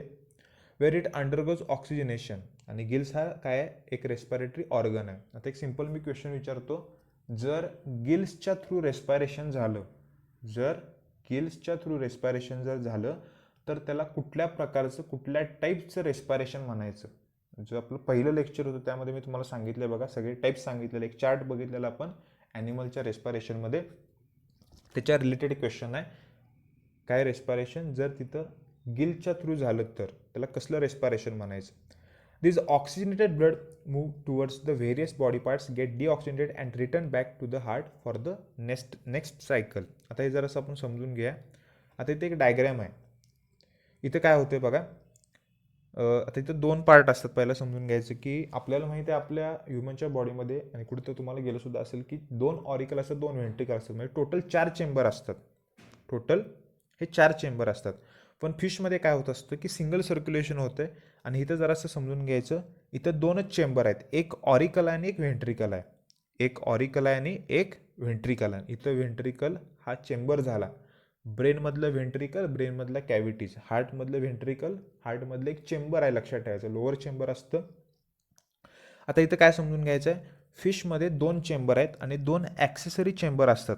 2 प्रायमरी असतात, 2 ॲक्सेसरी असतात. तर ॲक्सेसरी मेन्शन केले नाही आहेत. ॲक्सेसरीला काय त्याला म्हणायचं सायनस व्हेनोसस. म्हणजे आता सपोज हा पार्ट आहे ऑरिकलचा आणि काय झाला व्हेंट्रिकलचा. आता इथं जरासं ऑरिकल वर पाहिजे होतं आणि व्हेंट्रिकल बहुतेक इथं काय तर हां. आता इथं तुम्हाला 2 पार्ट मी सांगतो आणि इथं जरासं डायग्राम मी वेगळी काढतो समजण्यासाठी. सपोज इथं कन्सिडर करा काय की ऑरिकल आहे. ऑरिकलमधलं ब्लड कुठे जात असतं व्हेंट्रिकलमध्ये जात असतं. ऑरिकलमधलं ब्लड कुठे जात असतं व्हेंट्रिकलमध्ये. आता इथं एक प्रकारचा एक सायनस असतो. काय असतो इथे एक प्रकारचा एक सायनस असतो. हा एक सायनस आहे बघा, येलो कलरमध्ये काढतोय मी. हा काय झाला एक सायनस झाला. हा ॲक्सेसरी चेंबर आहे, त्याला सायनस व्हेनोसस म्हणायचं. सायनस व्हेनोसस. आणि त्यामध्ये जे ब्लड आहे, त्यामध्ये जे ब्लड आहे ते कसलं असणार आहे डीऑक्सिजिनेटेड. आता ब्लड कसलं आलं मी सांगितलं डीऑक्सिजिनेटेड. आता इथे स्पेसिफिक ॲक्सेसरी चेंबर असं मेन्शन केलं नाही आहे बघा. सायनस व्हेनोसस त्या चेंबरचं नाव आहे. त्याला काय म्हटलं सायनस व्हेनोसस. हे जे चेंबर आहे त्याला म्हटलं सायनस व्हेनोसस. आणि इथं काय आहे तर लक्षात ठेवायचं ॲट्रियम. इथं काय आहे ॲट्रियम. डीऑक्सिजनेटेड ब्लड आलं सगळ्या बॉडीमधनं जाऊन ते कुठं गेलं सायनस व्हेनोससमध्ये. त्यानंतर ॲट्रियममध्ये गेलं. त्यानंतर ते कुठं जाणार आहे व्हेंट्रिकलमध्ये. त्यानंतर ते कुठं जाणार आहे व्हेंट्रिकलमध्ये. आणि व्हेंट्रिकलमधून आणखीन एक तिथं पुढे एक सायनस असतं. त्याला एक शब्द आहे स्पेसिफिक असा, तर त्याला कोनस आर्टेरिओसस म्हणायचं. त्याला म्हणायचं कोनस आर्टेरिओसस. म्हणजे इथं पुढं सुद्धा एक काय प्रकारचं असं कॅव्हिटी असते ते त्याला म्हणायचं कोनस आर्टेरिओसस. जराशी नावं विचित्र आहेत. फक्त तुम्ही ॲक्सेसरी चेंबर आहे एवढं जरी समजलं तरी पास होते. इथं काय सांगितलं मी सायनस व्हेनोसस, इथं कोनस आर्टेरिओसस. हे 2 एक्स्ट्रा चेंबर आहेत, ॲक्सेसरी आहेत. प्रायमरी कुठले असतात व्हेंट्रिकल आणि ऑरिकल. डीऑक्सिजनेटेड ब्लड आलं सगळ्यात पहिला आपलं काय बरं जे सायनस आहे त्यामध्ये व्हेनोसस. त्यानंतर ते गेलं कुठं ऑरिकलमध्ये. ऑरिकलमधून व्हेंट्रिकलमधून परत ते कोनस सायनोससमध्ये गेलं. Sorry conus arteriosus. नावं जरा कन्फ्युजिंग व्हायला आहेत माझीसुद्धा. आणि त्यानंतर ते जाणार आहे कुठं तर गिल्सकडे जाणार आहे. ते कुठं जाणार आहे गिल्सकडे जाणार आहे डीऑक्सिजनेटेड ब्लड. कशासाठी तर ऑक्सिजनेशन करण्यासाठी. समजते का बघा. एखादं जर फिश असेल असा तर त्या फिशमध्ये बरोबर इथं काय असतात असे गिल्स असतात. आणि हा मासा आहे, काढतं जरा, मासा वाटत नाही, मासाच आहे हा. इथं गिल्स असतात असे, त्या गिल्सकडे काय जाणार आहे रेस्पायरेशनसाठी जाणार आहे. आता इथं काय समजून घ्यायचं आहे बघा की जे रेस्पायरेशन आहे, रेस्पायरेशनचा मी तुम्हाला पाथवे सांगितलं आहे. ऑरिकल व्हेंट्रिकल हे कोनस किंवा सायनस ते लक्षात ठेवलं तरी चालते. पण काय होतंय डीऑक्सिजनेटेड ब्लड सगळ्या बॉडीमधून काय झालं आलं हार्टमध्ये. हार्टमधून ते कुठं गेलं गिल्समध्ये. तिथं ऑक्सिजनेशन झालं. परत ते ऑक्सिजनेटेड ब्लड कुठं आलं तर बॉडीच्या सगळ्या पार्ट्समध्ये टिश्यूमध्ये. परत ते डीऑक्सिजनेटेड होणार आणि ते कुठं जाणार परत हार्टमध्ये. आता इथं काय झालंय बघा, जे ब्लड आहे ते हार्टमध्ये फक्त एकदाच त्याच्या थ्रू पास झालं म्हणून त्याला म्हणतो आपण सिंगल सर्क्युलेशन. आणि ते ब्लड कसलं आहे डीऑक्सिजनेटेड. ते ब्लड कसलं आहे डीऑक्सिजनेटेड. त्यामुळे ते जरा व्यवस्थित लक्षात ठेवा. MCQचा क्वेश्चन आहे, महत्त्वाचा क्वेश्चन आहे.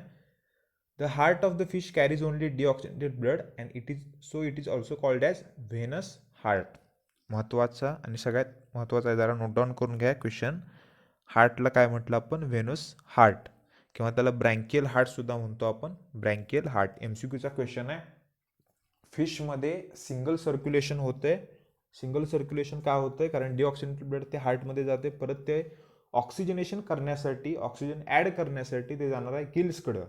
आणि गिल्सच्या थ्रू रेस्पायरेशन झालं तर त्याला काय म्हणायचं त्याचं आन्सर तुम्ही द्यायचं. आणि त्याचं महत्त्वाचं हार्टला फिशच्या व्हेनस हार्ट म्हणायचं किंवा ब्रँकियल हार्ट. MCQचा क्वेश्चन व्यवस्थित लक्षात ठेवा. ओव्हरऑल माझ्यामध्ये जरा असं तुम्हाला पाथवे समजलं असेल. त्यानंतर आहे डबल सर्क्युलेशन. त्यानंतर काय आहे double circulation. In double circulation blood passes through the heart twice. जर एकदा गेलं सिंगल, दोनदा गेलं हार्टच्या थ्रू तर त्याला म्हणायचं काय डबल सर्क्युलेशन. त्याला आणखीन एक पल्मोनरी सर्क्युलेशन सुद्धा म्हणतो आपण कारण लंग्सच्या थ्रू असतं म्हणून. During each cycle it occurs in birds and mammals. In these animals, heart pumps deoxygenated blood to the lungs for oxygenation. It returns to the heart as oxygenated blood. आता हे जरासं आपण पाथवे व्यवस्थित समजून घेऊया. ह्याचं तुम्हाला मी एक चांगलं ॲनिमेशन सुद्धा दाखवतो. पण पहिला जरासं पाथवे समजून घ्या. डबल सर्क्युलेशनलाच म्हणायचं पल्मोनरी सर्क्युलेशन. पल्मोनरी का म्हणायचं त्याला, कारण ते जर लंगच्या रिलेटेड जर शब्द असेल तर त्याला म्हणायचं पल्मोनरी. एवढा फक्त पॉईंट लक्षात ठेवा. आणि महत्त्वाचं बघा, the oxygenated blood is pumped from heart towards various body parts. Oxygenated blood pumps from heart towards various body parts except lungs. म्हणजे लंग्स सोडून सगळ्या बॉडीच्या पार्ट्समध्ये ऑक्सिजनेटेड ब्लड काय केलं जातं, तर केलं जातं. आणि लंग्ससाठी एक स्पेसिफिक असतं, ते काय आपण बघणार आहे इंटरनल स्ट्रक्चर ऑफ हार्टमध्ये. And return back to the heart as deoxygenated blood. आणि जे त्यामधलं ऑक्सिजन त्यामध्ये आता काय असणार आहे, कार्बन डायऑक्साईड असणार आहे. This is systemic circulation. Human heart shows double circulation. आता हे सगळं जे सर्क्युलेशन आहे आपण थ्रू ॲनिमेशन जरासं व्यवस्थित समजून घेऊया. हे नक्की सर्क्युलेशन आपल्या हार्टमध्ये कसं होतं आहे आपण इंटरनल स्ट्रक्चरमध्ये आणखीन एकदा बघणारच आहे. पण हे डबल सर्क्युलेशन आता या सिलेबसमध्ये पॉईंट पहिला ॲड केला आहे, म्हणून हा जो टॉपिक आहे पहिला जरासं आपण क्लिअर करूया. नंतर आपण बघूया इंटरनल स्ट्रक्चर. कारण आता बेसिक तुम्हाला ऑरिकल आणि व्हेंट्रिकल एवढे चेंबर तरी माहीत आहेत. वर ऑरिकल असतात, खाली व्हेंट्रिकल असतात. फक्त त्याचं इंटरनल स्ट्रक्चर जरा इन डिटेल आपण पुढच्या एका टॉपिकमध्ये बघणार आहे. पण पहिला हे डबल सर्क्युलेशन आपल्याला समजलं पाहिजे, त्यासाठी आपण बघूया एक ॲनिमेशन. आता स्क्रीनवर जरा जे काय तुम्हाला दिसते त्यावर जरासं फोकस करा. आता एक माणूस आहे मस्तपैकी आणि त्याच्याकडे असणार आहे हार्ट. हार्टचं काम आहे सर्क्युलेशन. सारखं मी सांगतोय, व्यवस्थित लक्षात ठेवा. फक्त ब्लड आपल्या बॉडीमध्ये पंप करायचं काम करत असतं हार्ट, बाकी कुठलंही करत नाही. कधी येणार आता, बरं आता जरा स्क्रीनवर तुम्हाला व्यवस्थित दिसत असेल माझ्यामध्ये काय दिसते बघा. आता आपल्याला माहिती आहे पंपिंग ऑर्गन आहे, ब्लड पंप करायचं काम करत असतं हार्ट. आता इथं जरासं व्यवस्थित आपल्याला स्ट्रक्चरमध्ये आपल्याला काय माहिती आहे बघा, की ज्या काही सगळ्या आर्टरीज आणि व्हेन्स आपल्याला दिसतात बघा. ज्या रेड कलरमध्ये आहेत त्या आर्टरीज आहेत, ब्ल्यू कलरमध्ये असतात त्या काय असतात, व्हेन्स असतात. एकदम बेसिक आहे, व्यवस्थित लक्षात ठेवा. त्यामध्ये आपल्याला एवढं बेसिक माहिती आहे की हार्टमध्ये चेंबर असतात. हार्टमध्ये काय असतात, चेंबर असतात. ह्युमन हार्टमध्ये टोटल 4 चेंबर असतात. वरचे जे 2 असतात त्याला म्हणतो आपण ऑरिकल्स, आणि खालचे 2 आहेत त्याला काय म्हणतो आपण, व्हेंट्रिकल्स असतात. आता आपल्याला समजून घ्यायचं आहे हे सगळं जे काही सगळं स्ट्रक्चर आहे ह्याला डबल सर्क्युलेशन का म्हणतो आपण. आता स्क्रीनवर काय दिसते बघा, ब्ल्यू कलरमध्ये व्हेन्स आहेत, रेड कलरमध्ये काय आहेत तर आर्टरीज, बारक्या बारक्या त्याच्या ब्रांचेस आहेत, त्याला म्हणायचं काय, कॅपिलरीज. एकदम सिंपल आहे बघा. आणि हे सगळं सर्क्युलेशन ह्याला डबल सर्क्युलेशन का म्हणायचं, कारण ओव्हरऑल सगळ्या बॉडीमध्ये हे ब्लड कसं पंप केलं जातं थ्रू हार्ट ते आपण बघणार आहे. आणि या चॅप्टरचा जो मेन पार्ट आहे हा काय, सर्क्युलेशन कसं होतं, इंटरनल स्ट्रक्चर आहे आपल्याला. आता स्क्रीनवर तुम्हाला दिसते बघा डायग्राम कशाची, हार्टची. आता इथं 4 चेंबर आहेत, टोटल 4 चेंबर आहेत. वरचे ऑरिकल, इकडचं झालं राईट, इकडचं काय झालं लेफ्ट, ॲट्रियम किंवा ऑरिकल म्हणतो आपण त्याला. त्यानंतर लोअर साईडला काय असणार आहे, right ventricle and left ventricle. आणि इथं व्हेंट्रिकल म्हणजे चेंबर आहे.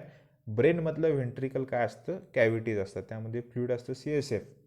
आता बघा जे ब्लड आहे ते कुठून कसं येणार आहे ते, हे ट्रायकस्पीड किंवा बायकस्पीड जरा आपण इंटरनल स्ट्रक्चरमध्ये बघूया, ते कंट्रोल करत असतं. किंवा त्याला मिटल व्हाल्वसुद्धा म्हणतो आपण, ॲओर्टिक व्हाल्व, तिथं एक पडद्यासारखं काम करत असतं. हे सगळं आपण बघणार आहे इंटरनल स्ट्रक्चरच्या वेळेला. आत्तापुरतं आपल्याला फक्त समजून काय घ्यायचं आहे तर डबल सर्क्युलेशन काय असतं ते. त्यानंतर बघा आता ब्लड आपल्याला दिसतंय बघा पंप होताना थ्रू हार्ट. फक्त आता आपल्याला हा सगळा पाथवे समजून घ्यायचा आहे काय आहे तो. आणि पाथवेमध्ये पहिला बघा जे काही सगळं रेड ब्लड दिसते ते असणार आहे ऑक्सिजनेटेड. ते काय असणार आहे, ऑक्सिजनेटेड. आता थ्रू पल्मोनरी, इथं लक्षात ठेवायचं व्हेन, पल्मोनरी व्हेन. आता व्हेन युजली हे डिऑक्सिजनेटेड ब्लड कॅरी करत असते, पण पल्मोनरी व्हेन आले की डोक्यात पाहिजे ते ब्लड आहे लंग्समधून आलेलं ऑक्सिजनेटेड ब्लड. लेफ्ट ऑरिकलमधून कुठे गेलं बघा, ते लेफ्ट व्हेंट्रिकलमध्ये. ऑरिकलमधून ब्लड आलं लेफ्ट व्हेंट्रिकलमध्ये. आणि लेफ्ट व्हेंट्रिकलमधून ते ब्लड कुठं जाणार आहे तर लेफ्ट कशामध्ये तर व्हेंट्रिकलमधून लेफ्ट ऑरिकलमधून झाल्यावर ते एक असतं त्याला म्हणायचं सिस्टेमिक ॲओर्टा, किंवा नुसतं ॲओर्टा म्हटलं तरी चालते. ॲओर्टाची एक मोठी पाईप असते, त्याला काय म्हणूया आपण, मोठी आर्टेरी असते त्याला, धमनी का शिरा जरा मला आठवत नाही पटकन. आता ते ब्लड बघा सगळ्या आर्टेरीजच्या थ्रू काय झालं, सगळ्या आपल्या बॉडीच्या पार्ट्सला गेले. आणि आर्टेरीजच्या बारक्या ब्रांच त्याला म्हटलं कॅपिलरीज. आणि कॅपिलरीज आणि जे काही सेल किंवा टिश्यू असतात डायरेक्ट कॉन्टॅक्टमध्ये असतात, त्याच्या थ्रू काय होणार आहे, ब्लड कसलं होणार आहे, त्यांना प्रत्येक सेलला टिश्यूला ऑक्सिजन मिळणार आहे. आता हे जे व्हेन आहेत ब्ल्यू कलरच्या त्यांनी काय कॅरी केलं आहे डिऑक्सिजनेटेड ब्लड. ते deoxygenated blood through vena cava superior आणि इन्फेरियर इथे दोन असतात बघा. आता वरून एक पाईप आल्या आणि खालून एक पाईप आल्या बघा. वरची सुपेरियर खालची काय असणार आहे इन्फेरियर. हे सगळं त्यांचं ब्लड आहे का नाही डिऑक्सिजनेटेड ब्लड ते कुठं पोअर करतात बघा. आता तर राईट ऑरिकलमध्ये किंवा ॲट्रियममध्ये. आणि राईट ऑरिकलमधून ब्लड कुठे जाणार आहे ते लेफ्ट ऑरिकल व्हेंट्रिकलमध्ये राईट व्हेंट्रिकलमध्ये. राईट ऑरिकलमधलं ब्लड राईट व्हेंट्रिकलमध्ये. आणि राईट व्हेंट्रिकलमधून ते ब्लड जे डिऑक्सिजनेटेड ब्लड आहे ते परत कुठं जाणार आहे थ्रू पल्मोनरी आर्टेरी. ते जाणार आहे लंग्समध्ये. थ्रू पल्मोनरी आर्टरी ते कुठं जाणार आहे तर लंग्समध्ये. ते जरासं व्यवस्थित लक्षात ठेवा. पल्मोनरी आर्टरीच्या थ्रू काय झालं ते लंग्समध्ये गेलं आणि लंग्समध्ये गेल्यावर तिथं होणार आहे त्याचं ऑक्सिजनेशन. आणि त्यानंतर जे गॅसेसचे एक्सचेंज झाल्यावर पल्मोनरी व्हेनच्या थ्रू परत ऑक्सिजनेटेड ब्लड कुठं जाणार आहे ते हार्टमध्ये. आता इथं काय झालं बघा हार्टमध्ये दोनदा सर्क्युलेशन झाले. आता डायग्रॅममध्ये काय दिसते बघा तुम्हाला. डायग्रॅम थोडीशी बारकी आहे म्हणून मी तेवढ्यासाठी तुम्हाला ॲनिमेशन दाखवलेलं काय आहे ते. Right auricle left auricle right ventricle left ventricle. त्यानंतर ब्लड कुठून आले बघा थ्रू पल्मोनरी व्हेन. हार्टमधून ऑक्सिजनेटेड ब्लड आलं थ्रू पल्मोनरी व्हेन. ते कुठं जाणार आहे आता सगळ्यात महत्त्वाचं बघा लंग्समध्ये ऑक्सिजनेटेड ब्लड आहे थ्रू पल्मोनरी व्हेन. एक्सेप्शन आहे पल्मोनरी व्हेन पण युजली व्हेन हे डिऑक्सिजनेटेड ब्लड कॅरी करत असतात. ते गेलं कुठं राईट का लेफ्टमध्ये लेफ्ट ऑरिकलमध्ये. लेफ्ट ऑरिकलमधून लेफ्ट व्हेंट्रिकलमध्ये. त्यानंतर थ्रू ॲओर्टा ते सगळ्या जाणार आहे आपल्या बॉडीच्या पार्ट्सला ॲओर्टाच्या थ्रू. तिथं कॅपिलरीज असणार आहेत. परत डिऑक्सिजनेटेड ब्लड आहे त्याच्यामध्ये CO2 आहे.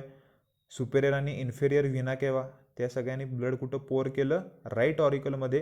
राईट ऑरिकलमधून ते कुठं गेलं राईट व्हेंट्रिकलमध्ये. राईट व्हेंट्रिकलमधून थ्रू पल्मोनरी आर्टरी ब्लड कुठं जाणार आहे तर लंग्समध्ये. परत इथं ऑक्सिजनेशन होणार आहे थ्रू परत पल्मोनरी व्हेन हार्टमध्ये जाणार आहे. तर इथं काय झाले दोनदा काय झाले तर सर्क्युलेशन झाले म्हणून त्याला काय म्हणायचं डबल सर्क्युलेशन. पुढचा पॉईंट बघा आता सर्क्युलेटरी सिस्टीम इन ह्युमन्स. त्यामध्ये आता बघा फर्स्ट पॉईंट काय येतो the human circulatory system is compose of blood vascular system lymphatic system. Lymphatic system सगळ्यात शेवटचा आपला टॉपिक आहे या चॅप्टरमधला. पहिला बघूया आपण blood vascular system. In human बिंग्स consist of blood heart and blood vessels. आता हार्ट हा व्हॅस्क्युलर सिस्टीमचाच पार्ट आहे. त्यामध्ये ॲओर्टा आणि या काही ज्या पल्मोनरी व्हेन सिस्टेमिक ॲओर्टा हे सगळे आपण जरासं इंटरनल स्ट्रक्चरमध्ये बघणार आहे. 3 पार्ट व्यवस्थित लक्षात ठेवायचे blood heart and blood vessels. कुठल्या ब्लड व्हेसल्स आहेत आर्टरीज व्हेन्स आणि capillaries. It responsible for various functions like transport homeostasis and protection. Homeostasis म्हणजे आपल्याला माहीत आहे.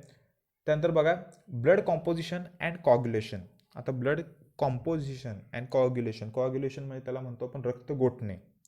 The study of blood is called as haematology. MCQचा क्वेश्चन आहे व्यवस्थित नोट डाऊन करून घ्या. ब्लडच्या स्टडीला काय म्हणणार आपण हिमॅटोलॉजी. ब्लडच्या स्टडीला काय म्हणणार haematology. And average adult has 4 to 6 litre blood. हा सुद्धा MCQचा क्वेश्चन आहे. कधी कधी तो ऑप्शन असतो 5 लिटर 4 5 किंवा 6 लिटर आपल्या बॉडीमध्ये काय असतं ॲडल्टमध्ये प्रेझेंट असतं. त्यामुळे तो सुद्धा एक MCQचा क्वेश्चन आहे. Study of blood haematology.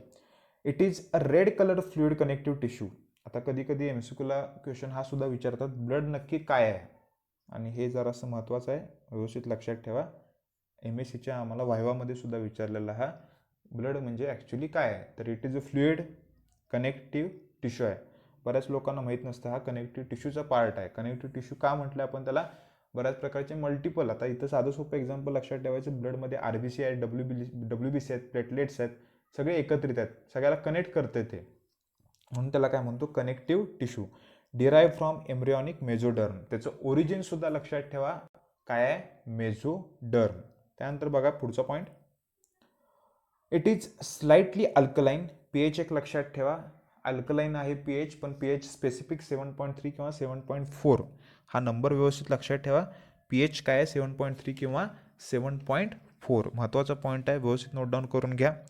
त्यानंतर बघा पुढचा पॉईंट ओरिजिनने बघितलं आपण सगळं बघितलं.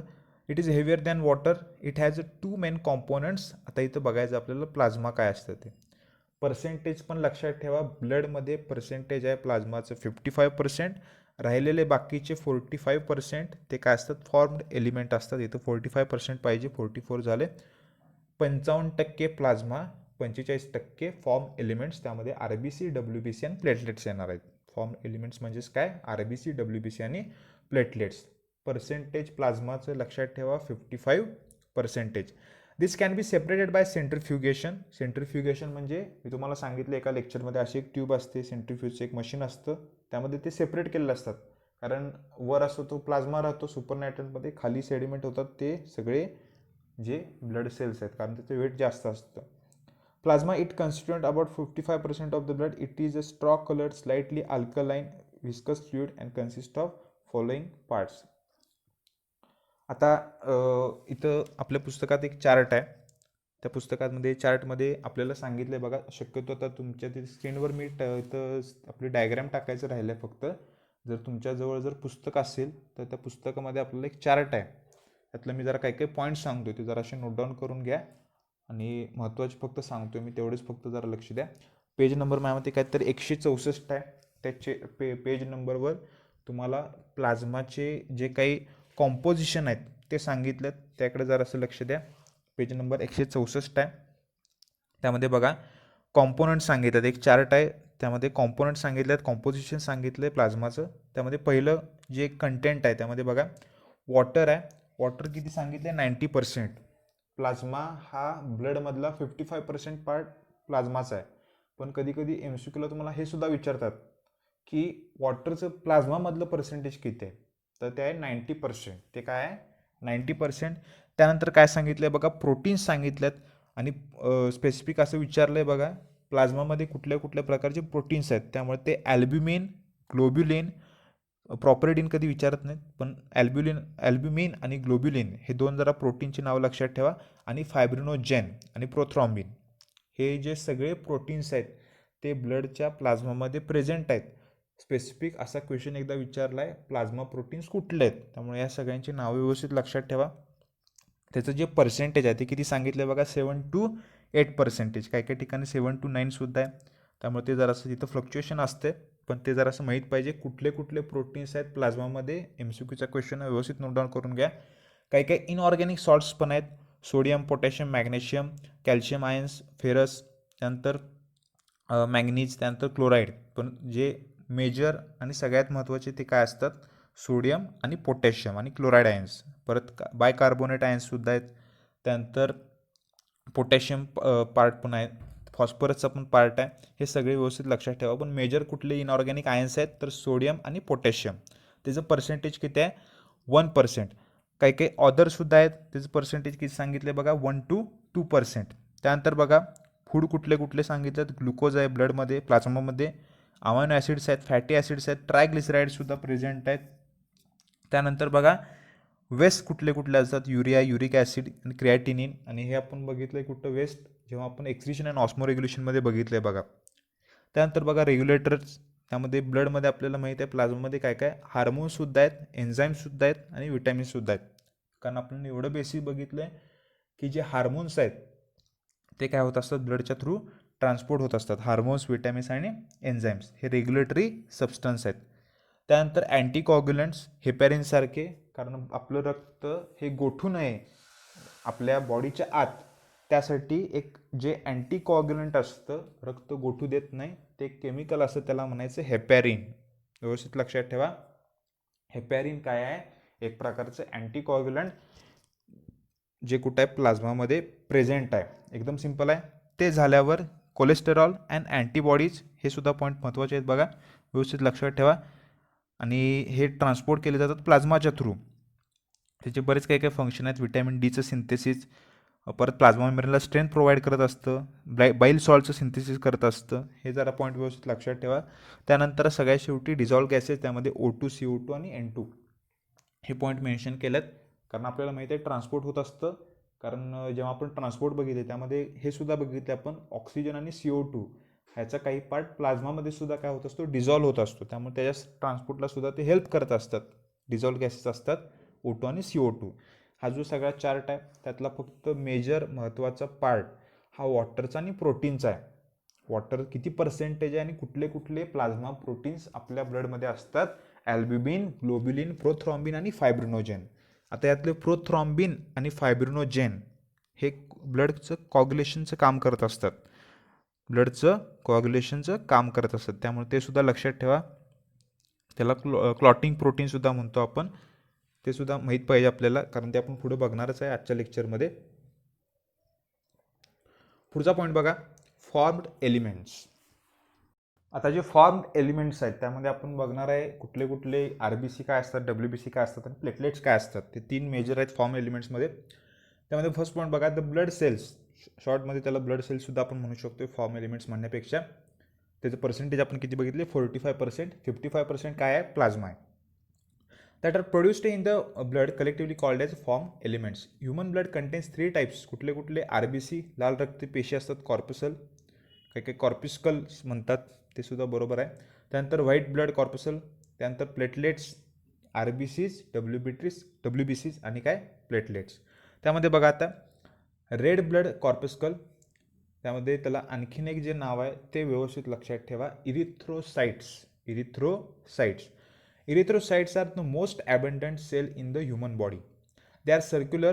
MCQचा क्वेश्चन, बायकॉन्केव. MCQचा क्वेश्चन व्यवस्थित लक्षात ठेवा. अशा पद्धतीचं स्ट्रक्चर दिसतं, कारण त्याच्यामध्ये न्यूक्लियस हा अब्सेंट असतो. इन्युक्लिएटेड म्हणजेच काय, न्यूक्लियस काय आहे, अब्सेंट आहे. MCQचा क्वेश्चन. आणि हे दोन्ही पण शब्द व्यवस्थित लक्षात ठेवा. शेप सर्क्युलर आहे, ते एकदम सिंपल आहे, पण बाय कॉन्केव आहे का बाय कॉन्व्हेक्स आहे हा बऱ्याच वेळेला पडत असतोय. साधं सोपं लक्षात ठेवायचं, न्यूक्लियस नाही आहे, न्यूक्लियसमध्ये असतो आपल्याला माहिती आहे, अब्सेंट आहे. त्यामुळे ते काय झालं, बाय कॉन्व्हेक्स का कॉन्केव, तर कॉन्केव झालं. 2 शब्द, RBC हे बाय कॉन्केव आहेत आणि इन्युक्लिएटेड म्हणजे न्यूक्लियस अब्सेंट आहे. पण एक्सेप्शन बघा, कॅमलमध्ये, लॅमामध्ये काय असतं, त्यामध्ये न्यूक्लियस प्रेझेंट असतो. पण स्पेसिफिक असं एकदा विचारतात की RBC मध्ये न्यूक्लियस प्रेझेंट असलेला ॲनिमल कुठला आहे, मोस्टली तिथं ऑप्शन असतो कॅमलचा. The red colour of RBC is due to the oxygen carrying pigment, the haemoglobin. कशामुळे रेड कलर आहे, हिमोग्लोबिनमुळं, इन देअर सायटोप्लाझम.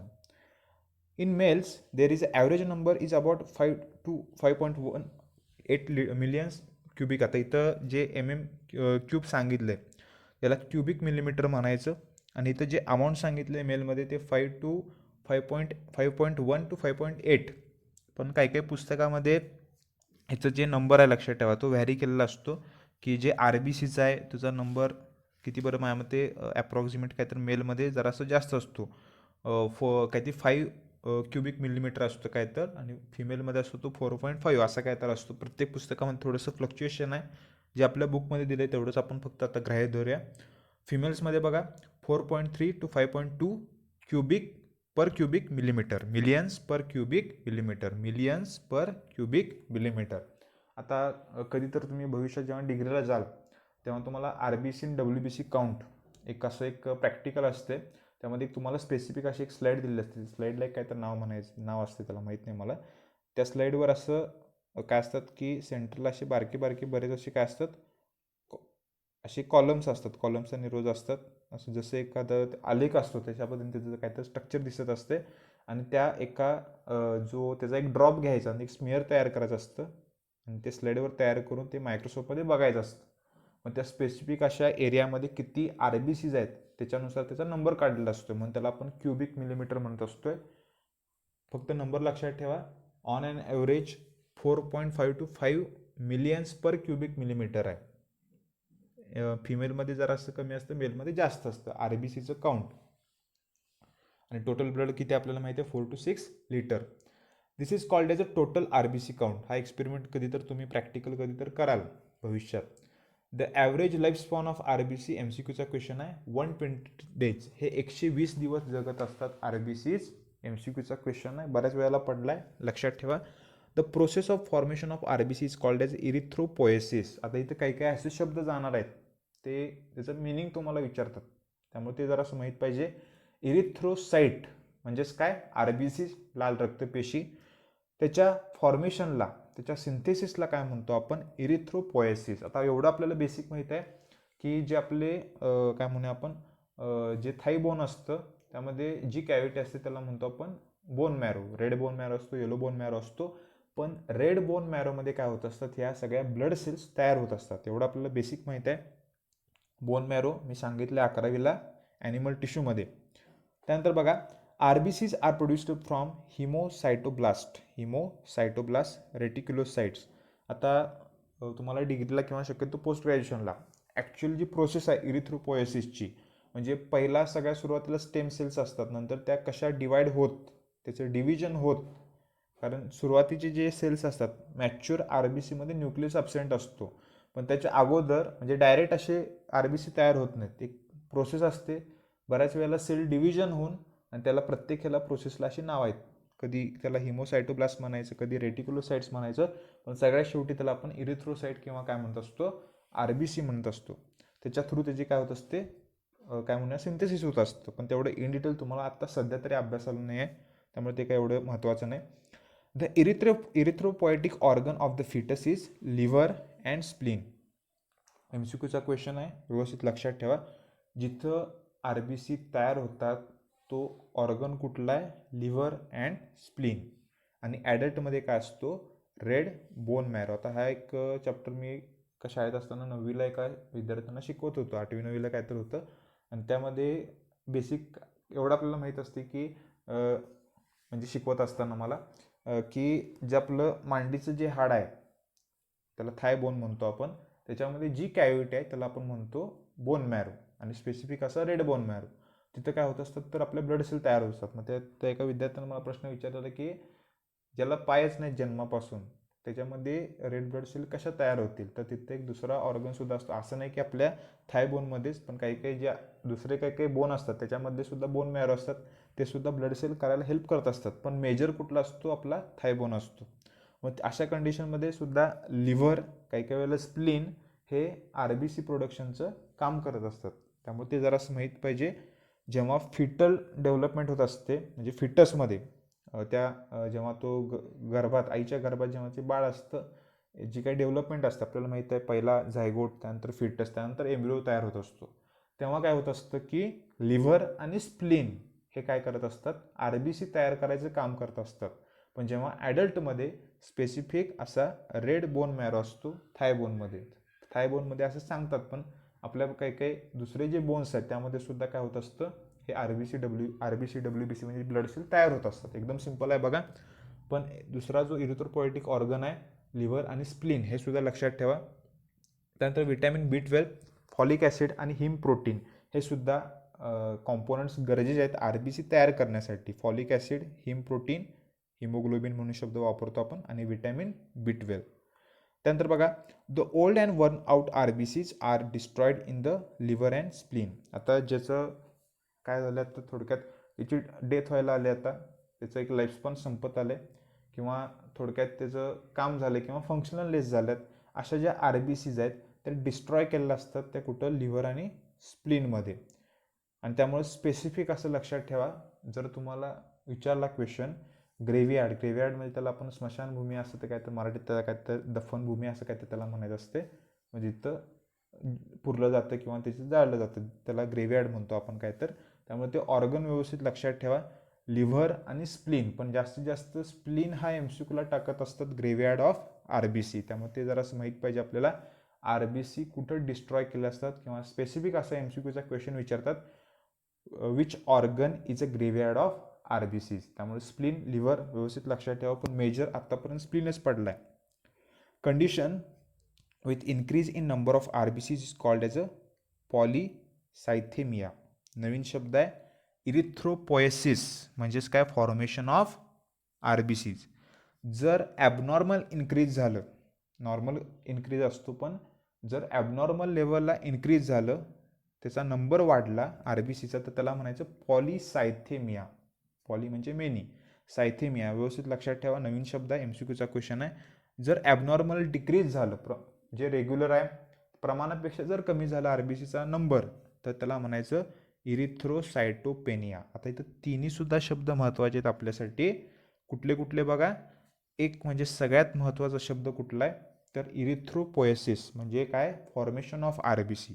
त्यानंतर कुठला शब्द आला, पॉलीसायथेमिया म्हणजे इन्क्रीज झाला आहे, नंबर इन्क्रीज झाला आहे. जर नंबर डिक्रीज झाला तर त्याला म्हणायचं इरिथ्रोसाइटोपेनिया. त्यामुळे ते व्यवस्थित लक्षात ठेवा. ॲबनॉर्मल इन्क्रीज, ॲबनॉर्मल डिक्रीज, कधी काय म्हणायचं ते.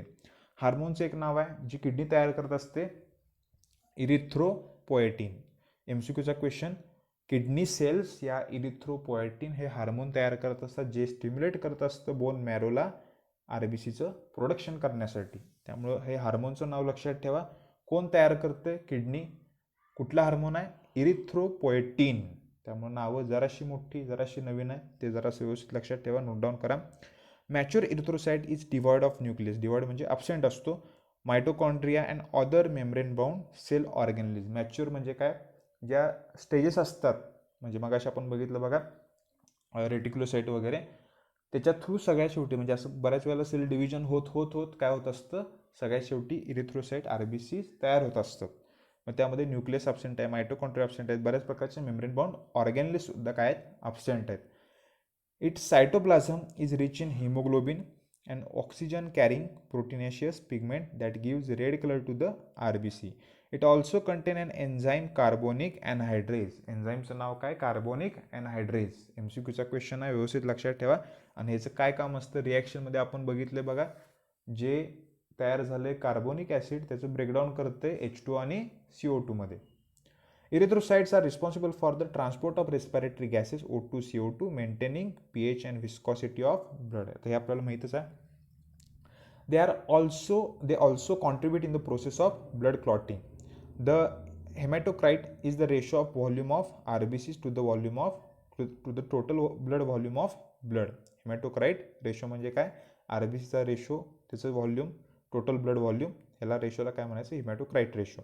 It is different for men and women. त्यानंतर बघा सेकंड काय आहे? White blood corpuscle. आता पुढचा काय आहे तर जो ब्लड सेल आहे, फॉर्म एलिमेंट्स, तो बघूया आपण. व्हाईट ब्लड कॉर्पसल किंवा त्याला म्हणायचं ल्युकोसाइट. पहिलं काय होतं? इरिथ्रोसाइट. आता त्याला काय म्हणणार आपण? Leucocyte. Leucocytes are colourless nucleated. MCQचा क्वेश्चन, अमिबॉइड सेल्स. आता याला कलरलेस म्हटलं आपण. रेड कलरमध्ये कोण होतं? RBCs होते. इथं काय आहे बघा? कलरलेस आहेत. आणि सगळ्यात महत्त्वाचं त्याच्यामध्ये न्यूक्लियस आहे. सगळ्यात महत्त्वाचं काय? न्यूक्लियस आहे.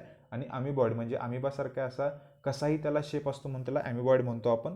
Due to their amoeboid movement they can move out of the capillary wall by the process called diapedesis. आता डायपेडेसिस म्हणजे काय असतं की ते त्याचा जो शेप असतो तो कसाही असतो, ते कॅपिलरीच्या थ्रू स्क्वीज होऊन काय होत असतात? कॅपिलरीच्या थ्रू बाहेर जात असतात.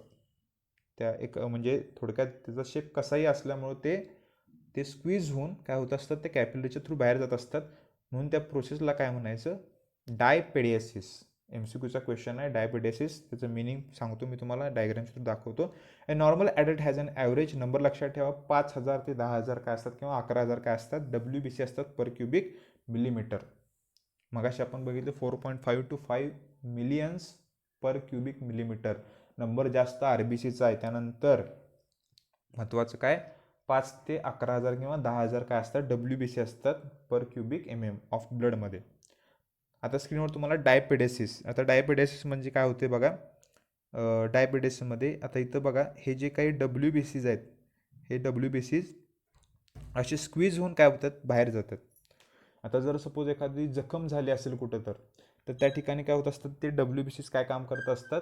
तर तिथं ते एखाद्या हिलिंग वगैरे करायचं काम करत असतात. त्यामुळे तिथं त्यांना प्रॉपर तिथं जाण्यासाठी ते स्क्वीज झाले पाहिजेत कॅपिलरीजमधून. त्या प्रोसेसला काय म्हणायचं? डायपेडेसिस. MCQचा क्वेश्चन, डायपेडेसिस म्हणजे काय आणि डायपेडेसिस कुठल्या ब्लड सेल दाखवतात? तर आन्सर असणार आहे WBCs.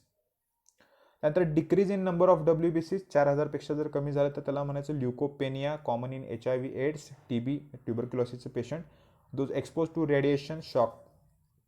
आता ल्युकोपोएसिस म्हणजेच काय? Formation of WBCs.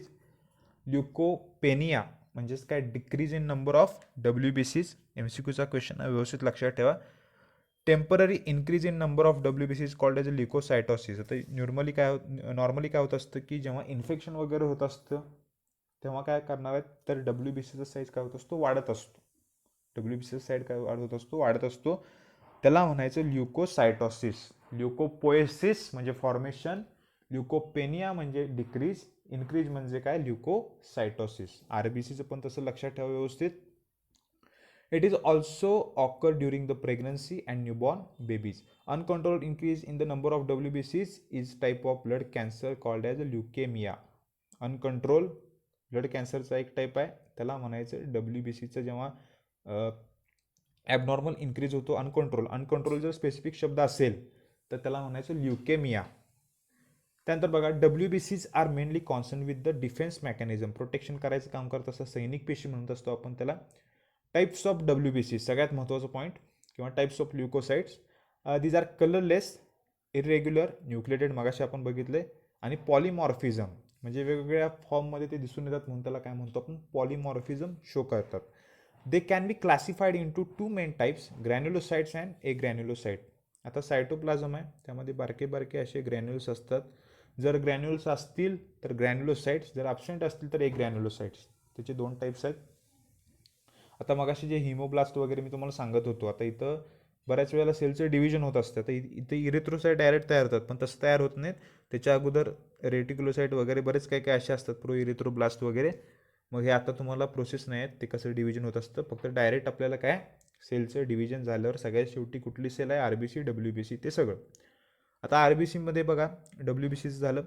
WBCमध्ये बघा इथं तर जे काय काय सांगितले बघा त्याचे टाईप्स आहेत, ग्रॅन्युलोसाइट आणि एग्रॅन्युलोसाइट. ल्युकोसाइट त्यामध्ये ग्रॅन्युलोसाइटचे परत बेसो, इओसिनो आणि न्यूट्रोफिल्स हे आपण बघणारच आहे इन डिटेल काय काय आहेत ते. त्यानंतर एग्रॅन्युलोसाइट्समध्ये बघा लिम्फोसाइट्स आणि मोनोसाइट. लिम्फोसाइट्स आणि मोनोसाइट्स काय आहेत, लिम्फोसाइट्स आणि मोनोसाइट्स स्क्रीनवर माझ्यामध्ये तुम्हाला दिसत असतील. हा जो पार्ट दिसतोय तो एक ग्रॅन्युलोसाइट्स आहे, लिम्फोसाइट्स आणि मोनोसाइट. आणि हे मेगा कॅरिओसाइटपासून काय तयार होतं असं थ्रॉम्बोसाइट्स किंवा त्याला प्लेटलेट्स म्हणतो आपण. सगळं आपण इन डिटेल बघणार आहे. हे फक्त दाखवायचं तुम्हाला स्क्रीनवर कारण की तुम्हाला टाईप्स समजले पाहिजेत. ल्युकोसाइटचे टाईप्स आहेत ग्रॅन्युलो, एक ग्रॅन्युलो, ग्रॅन्युलोचे परत बेसो, इओसिनो, न्यूट्रोफिल्स, इओसिनोलसला ॲसिडो म्हणतो आपण, आणि एक ग्रॅन्युलोचे बघा लिम्फो आणि मोनोसाइट्स. एवढाच फक्त पॉईंट महत्त्वाचा आहे. ग्रॅन्युलोसाइट्स आता बघा काय आहे त्यामध्ये. These are WBCs with granulocytoplasm, also called as a polymorphonuclear leukocyte, PMN cell. कारण ग्रॅन्युलोसाइटमध्ये सगळ्यात जास्त आपल्याला टाईप्स दिसतात, ते कुठले कुठले आपण बघूया. सगळ्यात पहिला, they have lobulated nuclei in different shapes. Lobules म्हणजे त्याचे लोब्स असतात, ते आपण बघूया कुठले कुठले आहेत, त्याचा शेप कसा आहे, काय स्ट्रक्चर कसं आहे ते. Granulocytes are form from the myeloid stem cells. मगाशी आपण बघितलं बघा, once form do not divide. म्हणजे मगाशी ही जी डायग्राम बघा आपण बघितलेली त्यामध्ये बघा हे जे सेल्स आहेत हे मायलॉइड सेल्सपासून तयार झालेत बघा. इथं मोनोब्लास्ट ते सगळे मायलोब्लास्ट वगैरे त्याच्यापासून काय तयार झालं WBC.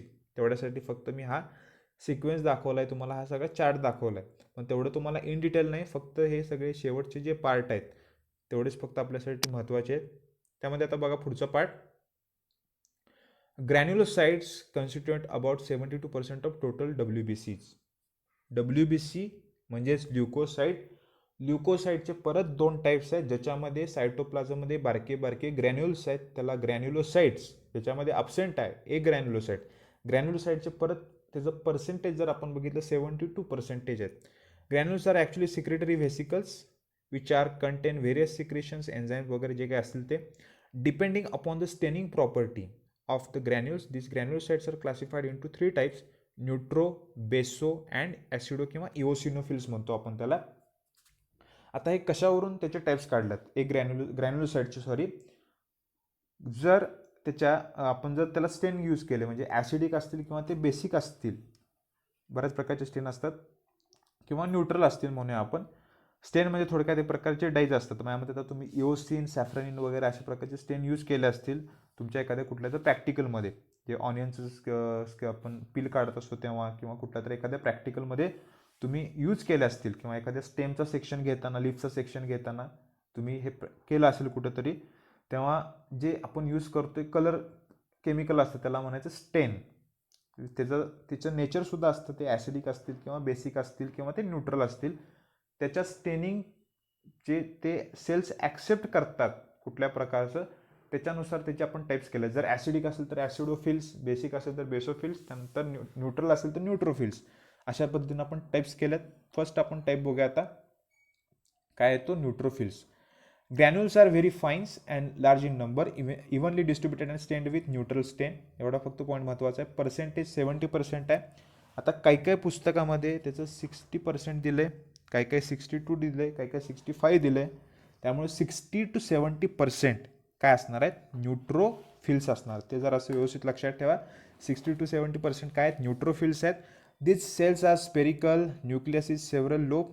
जर MCQला क्वेश्चन विचारला तुम्हाला मल्टी लोब न्यूक्लियस असलेला WBC कुठला आहे, तर त्याचा आन्सर असणार आहे neutrophils. Multi lobe 70% total WBC मधलं. स्टेन कुठला आहे न्यूट्रल. आणि न्यूक्लियस कसा आहे multi lobe. They are able to perform amoeboid movement आणि फॅगोसायटोसिस. आता WBCलाच आपण सैनिक पेशी म्हणतो. सपोज एखादा पॅथोजन आपल्या बॉडीमध्ये त्याने एंटर केली तर त्याला खाऊन टाकायचं काम कोण करतंय तर WBCच करत असतात. फॅगो म्हणजे खाणे आणि पिनो म्हणजे काय पिणे.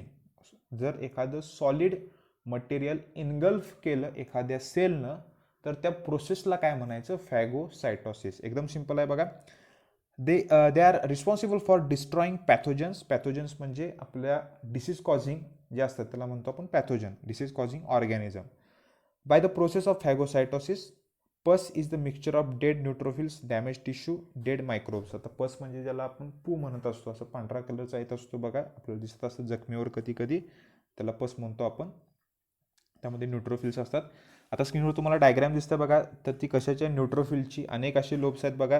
2 ते 7 असतात लोब्स, पण त्याला जास्त लोब्स असतात 2 पेक्षा जास्त, म्हणून त्याला म्हणतो आपण मल्टी लोब.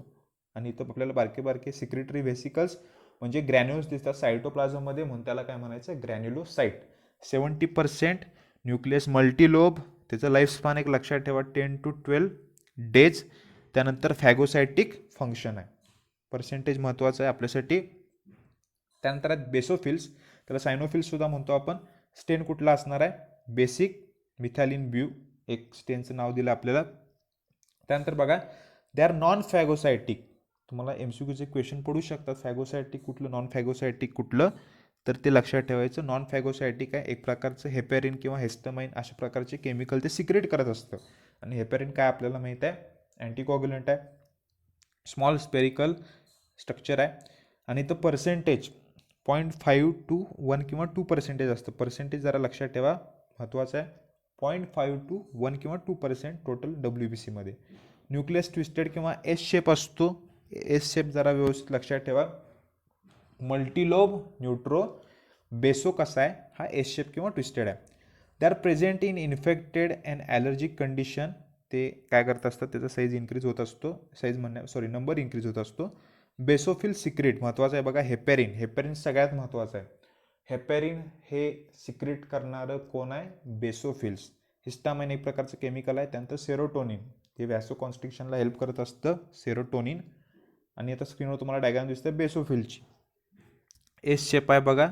न्यूक्लियस कसा आहे ट्विस्टेड आहे आणि एस शेप आहे. MCQचा क्वेश्चन. बेसोफिल्सचा लाईफ स्पॅन असतो 8 to 12 days. पुस्तकात मेन्शन केला नाही. आणि स्पेसिफिक ते सबस्टन्स लक्षात ठेवा. हेपॅरिन सिक्रेट करते. पर्सेंटेज किती आहे 0.5 to 1% किंवा 2% टोटल WBCमध्ये. पर्सेंटेज, न्यूक्लियसचा शेप, फंक्शन महत्त्वाचे आहेत. त्यानंतर इओसिओनोफिल्स किंवा त्याला म्हणायचं ॲसिडोफिल्स. स्टेन कुठला असणार आहे ॲसिडिक स्टेन. पर्सेंटेज तिथं 1 to 3%. काही काही पुस्तकात त्याचं पर्सेंटेज 2 to 4% दिलं आहे. त्याच्या आसपास असेल तरी चालतंय बघा. 1 to 4 किंवा 2 to 4% टोटल WBCमध्ये. न्यूक्लियस हा कसा आहे बाय लोब. MCQचा क्वेश्चन. न्यूक्लियस कसा आहे बाय लोब, 2 लोब असतात. They destroy the antigen antibody complex by phagocytosis. आता हे सुद्धा फॅगोसायटिक आहे बघा. फंक्शन त्याचं कसं आहे फॅगोसायटिक आहे. परत जी जखम आहे त्याला हिल करायचं सुद्धा काम करत असतं ते. This number increase during allergic condition. They show antihistaminic property. महत्त्वाचा पॉईंट आहे बघा. They are also responsible for detoxification as they produce antitoxins. आता अँटीटॉक्झिन प्रोड्यूस करतं. त्यानंतर काय म्हणू अँटीहिस्टॅमिनिक प्रॉपर्टी आहे. त्यानंतर जे काही जखम आहे त्याला हिल करायचं सुद्धा ते काम करत असतं. महत्त्वाचा पॉईंट आहे बघा. न्यूक्लियस आहे बायलोब. असे 2 काय आहेत लोब्स आहेत. बाजूला बारके बारके काय दिसतात आपल्याला ग्रॅन्युल्स. आता आपण बघितलं ग्रॅन्युलोसाइट कंप्लीट केले बघा आपण. मी फक्त न्यूक्लियस डिवाइड न्यूक्लियसवर कारण जास्त क्वेश्चन पडत असतोय. त्यामुळे न्यूक्लियस मी आणखीन एकदा सांगतोय, neutrophils, multilobe nucleus, basophils, S shape nucleus किंवा ट्विस्टेड न्यूक्लियस, आणि ॲसिडोफिल्स किंवा इओसिनोफिल्स हा न्यूक्लियस कसा आहे, बायलोब. त्यानंतर बघा ए ग्रॅन्युलोसाइट्स पर्सेंटेज त्याचं 28 किंवा काही काही ठिकाणी 30% सुद्धा आहे, काही काही ठिकाणी 30% सुद्धा आहे. ए ग्रॅन्युलोसाइट का म्हटले, कारण त्यामध्ये ग्रॅन्युल्स अब्सेंट आहेत सायटोप्लाझममध्ये, leukocyte without granules. They are form from lymphoid stem cells and they can divide by mitosis. हे काय एवढं महत्त्वाचं नाही, सुरुवातीच्या स्टेम सेल्स असतात, त्यानंतर ते डिवाइड होत होत होत काय होत असतं, ए ग्रॅन्युलोसाइट तयार होत असतात. मगाशी जो मी चार्ट दाखवलेला तो. त्यामध्ये बघा nuclei of agranulocytes are large in size but are not lobulated like granulocytes. त्यामध्ये लॉब्युल्स नसतात, एक सिंगल असतो तो. They are 2 types of agranulocyte, lympho आणि मोनोसाइट. दोन्ही पण महत्त्वाचे आहेत बघा. एक आहे लिम्फोसाइट, दुसरं काय आहे, मोनोसाइट. पहिला काय, lymphocytes. Lymphocytes are smallest of WBCs and have a large spherical nucleus. MCQचा क्वेश्चन, सगळ्यात स्मॉलेस्ट ल्युकोसाइट कुठला आहे, लिम्फोसाइट, पण सगळ्यात ज्याचा जास्त न्यूक्लियस मोठा आहे तो कुठला आहे, स्पेरिकल न्यूक्लियस, लार्ज न्यूक्लियस, तो कोण आहे, lymphocyte. They constitute about 25 to 30% of total WBCs. महत्त्वाचं आहे बघा, 28 to 30%, म्हणजे मेजर इथं लक्षात ठेवायचं काय, लिम्फोसाइट आहे ए ग्रॅन्युलोसाइटमध्ये, आणि 5 to 8 किंवा 5 to 7% काय असतो, मोनोसाइट असतो. पर्सेंटेज सगळ्यात महत्त्वाचं आहे. Depending upon the function 2 types of lymphocytes are present, B आणि टी. जे त्याचं मॅच्युअर होतात, सगळे आपले माहीत आपल्याला रेड बोन मॅरोमध्ये होणार आहेत, पण त्याचं जे मॅच्युरेशन असतं त्याच्यानुसार त्याला आपण त्याचे टाईप करत असतो. जर बोन मॅरोमध्ये जे लिम्फोसाइट मॅच्युअर होतात त्याला म्हणायचं बी लिम्फोसाइट. जे लिम्फोसाइट थायमस, आपण ग्लँड बघितला बघा, थायमस ग्लँड, जे लिम्फोसाइट थायमसमध्ये मॅच्युअर होतात त्याला म्हणायचं काय, टी लिम्फोसाइट. थायमस कुठं असतं मी तुम्हाला सगळं स्ट्रक्चर वगैरे दाखवलं आहे. थायरॉइड वेगळं, थायमस वेगळं. स्पेसिफिक जर विचारलं तुम्हाला T lymphocyte mature in which Gland, तर ते आन्सर काय असणार आहे, थायमस, थायरॉइड नाही. किंवा तर दुसरा एक टीच्या रिलेटेड आणखी एक शब्द काय असतो बरं, थायरॉइड, थायरॉक्स, असं काय तर शब्द आहे, त्यामुळे ते जरासं माहीत पाहिजे. टी लिम्फोसाइट थायमसमध्ये मॅच्युअर होतात. त्यानंतर बघा B lymphocyte mature in bone marrow and responsible for antibody production. आता इथे एक शब्द आला ह्युमोरल इम्युनिटी, ते आपण जरासं हेल्थ अँड डिसीजमध्ये बघूया. ह्युमोरल काय असतं, ॲक्टिव्ह पॅसिव्ह, बरेच काही काय त्यामध्ये टाईप्स आहेत. फक्त अँटीबॉडी प्रोडक्शन लक्षात ठेवा, आणि बोन मॅरोमध्ये मॅच्युअर होतात.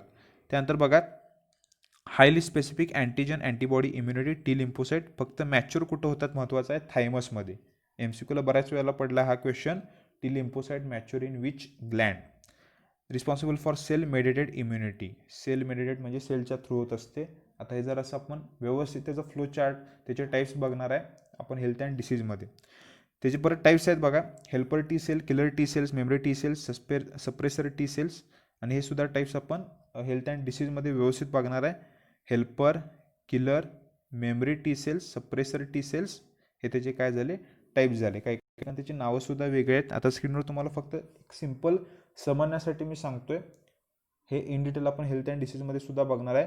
बी लिम्फोसाइट, अँटीजन अँटीबॉडी. आता हे जोपर्यंत आपण बघत नाही ह्युमन हेल्थ अँड डिसीज हा चॅप्टर आपण बघत नाही तोपर्यंत आपल्याला अँटीजन काय असतात किंवा अँटीबॉडीज काय असतात हे पटकन तितकंसं समजणार नाही.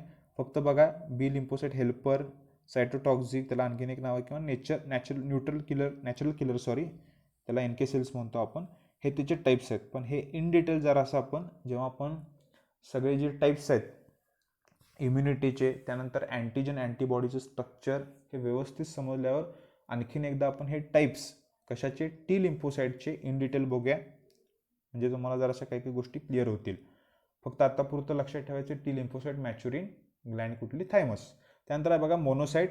Monocytes are largest of all the WBCs. Smallest आहे कुठला आहे तर लिम्फोसाइट, लार्जेस्ट कुठला आहे, मोनोसाइट.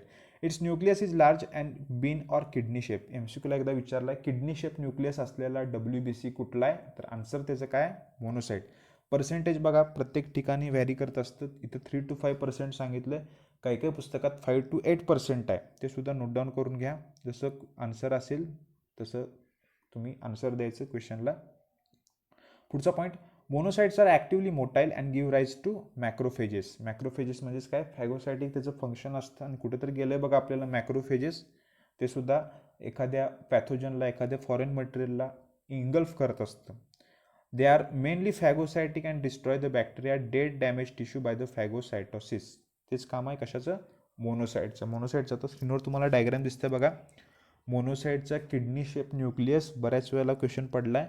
आणि आणखीन एक जो पॉईंट सांगायचा राहिला तुम्हाला, मोनोसाईट आणि लिम्फोसाईट दोन्हीचं पण जे नेचर आहे ते कसं आहे? बेसोफिलिक आहे. दोन्हीचं नेचर कसं आहे? बेसोफिलिक आहे. हा जरा पॉईंट व्यवस्थित लक्षात ठेवा. त्यानंतर जे लिम्फोसाईट्स आहेत त्याचं जे लाईफ स्पान आहे, लिम्फोसाईटचं लाईफ स्पान हा मंथ असू शकतो किंवा इवन इयरसुद्धा असू शकतो. ते जरा जास्त वेळ जगत असतात. आणि जे मोनोसाईट आहे त्याचा 10 to 20 days लाईफ स्पान आहे. मोनोसाईट लक्षात ठेवायचं, त्याचं फॉर्मेशन होत असतं स्प्लिनमध्ये किंवा लिम्फ नोडमध्ये. स्प्लिन म्हणजे आपल्याला माहिती आहे ऑर्गन. लिम्फोसाईटचं लिम्फ नोड आणि थायमसमध्ये ते मॅच्युअर होतात म्हणून. त्यानंतर त्याचं पर्सेंटेजसुद्धा बघितलं आपण, त्याचं फंक्शनसुद्धा बघितलं. पण मोस्टली फॅगोसायटिक फंक्शन आहे मोनोसाईटचं सुद्धा. पण आत्तापर्यंत मेजर क्वेश्चन हा पडला आहे स्मॉलेस्ट असेल किंवा किडनी शेप न्यूक्लियस कसाचा आहे, कुणाचा आहे. न्यूक्लियसवर जरा जास्त फोकस करा, कारण न्यूक्लियसमध्ये आपल्याला व्हेरिएशन दिसून येते. न्यूक्लियस कसा आहे? लिम्फोसाईटमध्ये राऊंड आहे, मोनोसाईटमध्ये किडनी शेप आहे, ॲसिडोफिल्समध्ये बायलोब्ड आहे, आणि त्यानंतर बेसोफिल्समध्ये एस की शेप किंवा ट्विस्टेड आहे, आणि न्यूट्रोफिल्समध्ये कसं आहे? मल्टीलोब. त्यामुळे ते जरा व्यवस्थित लक्षात ठेवा. त्याच्यावर जास्त MCQचे क्वेश्चन पडत असतात, ते फार महत्त्वाचं आहे आपल्यासाठी. त्यानंतर जो लास्ट आहे तो कुठला आहे? Thrombocytes. Thrombocytes are cellular fragments and from the large cell called as a megakaryocytes. मगाशी मी तुम्हाला सांगितलेलं बघा, स्टेम सेलपासून बऱ्याच प्रकारचे सेल तयार होणार आहेत, पण त्यातलं स्पेसिफिक लक्षात ठेवायचं मेगा कॅरिओसाइट्स, त्याच्यापासून तयार झाले थ्रॉम्बोसाइट. आता हे जे थ्रॉम्बोसाइट्स आहेत हे असतात कोणामध्ये? तर व्हर्टेब्रेट्समध्ये, सगळ्या व्हर्टेब्रेट्समध्ये एक्सेप्ट मॅमल्स. आपल्यामध्ये आपण मॅमल्स आहे, आपल्यामध्ये काय प्रेझेंट असतात? Blood platelets. दोन्हीचं मिनिंग सेम आहे, पण मॅमल्समध्ये त्याला प्लेटलेट्स म्हणतो आपण, आणि मॅमल्स सोडून जे सगळे व्हर्टेब्रेट्स आहेत त्याला काय म्हणायचं? Thrombocytes. These are produced in bone marrow. त्याचं सुद्धा प्रोडक्शन कुठं होत असतं? बोन मॅरोमध्ये. पण मेगा कॅरिओसाइट्स सेल व्यवस्थित लक्षात ठेवा, त्याच्यापासून ते तयार होत असतात डिव्हिजन होऊन. They are very small oval shape cell fragments without nucleus. ह्याच्यामध्ये सुद्धा न्यूक्लियस ॲब्सेंट आहे. Normal count of thrombocytes in human blood 2.5 to 4.5 lakhs per cubic millimeter. आता हे नंबर प्रत्येक ह्याचा RBCचा असू दे, WBCचा असू दे किंवा आपलं प्लेटलेट्सचा असू दे, तो व्यवस्थित लक्षात ठेवा. 2.5 to 4.5 lakhs per cubic millimeter. If the number of thrombocyte decrease and then the normal condition called as thrombocytopenia. आणि हे सगळे जे पॉईंट आहेत मी सांगतोय ते नोट डाऊन करून ठेवा. कधी पोएसिस आहे, कधी पेनिया, कधी जे काय सगळे जे काय सांगितलं मध्ये कधी इन्क्रीज होते, कधी डिक्रीज होते, असा क्वेश्चन पडत असतो. त्यामुळे ते व्यवस्थित लक्षात ठेवा. Decrease thrombocytopenia. This condition is cause internal bleeding, त्याला हिमोरेज म्हणतो आपण. इंटरनल ब्लिडिंग होत असतं. Platelet secrete platelet factor which are essential for blood clotting. Clotting म्हणजे रक्त गोठणे म्हणतो आपण त्याला. They also seal the rupture blood vessels by formation of platelets किंवा प्लग, त्याला थ्रॉम्बस म्हणतो आपण. They secrete serotonin local vasoconstrictor. जे व्हेसल्स आहेत त्याच्या डायमीटर कॉन्स्ट्रिक्ट करायला हेल्प करत असतं सेरोटोनिन. ते सिक्रेट करायचं काम कोण करतं आहे? प्लेटलेट्स. पण प्लेटलेट्सचं मेजर फंक्शन तुम्हाला पडत असते ब्लड क्लॉटिंगला हेल्प करत असते. त्यानंतर बघा प्रोसिजर कशी आहे ब्लड क्लॉटिंगची, त्याचं ॲनिमेशनसुद्धा आपण बघूया म्हणजे जरा तुम्हाला व्यवस्थित समजेल. किंवा कोॲग्युलेशन म्हणजे रक्त गोठण्याची प्रक्रिया असते, त्याला कोॲग्युलेशन म्हणतो आपण. आता बघा, clotting or coagulation is the process of converting liquid blood into solid form, semi solid किंवा सॉलिड फॉर्म. डेफिनेशन पहिला समजून घ्या. रक्त गोठणे म्हणजे काय? आपलं ब्लड असतं लिक्विडमध्ये, त्याचं कन्व्हर्जन कशामध्ये होतं? सॉलिड किंवा सेमी सॉलिड फॉर्ममध्ये. त्याला काय म्हणतो आपण? क्लॉटिंग.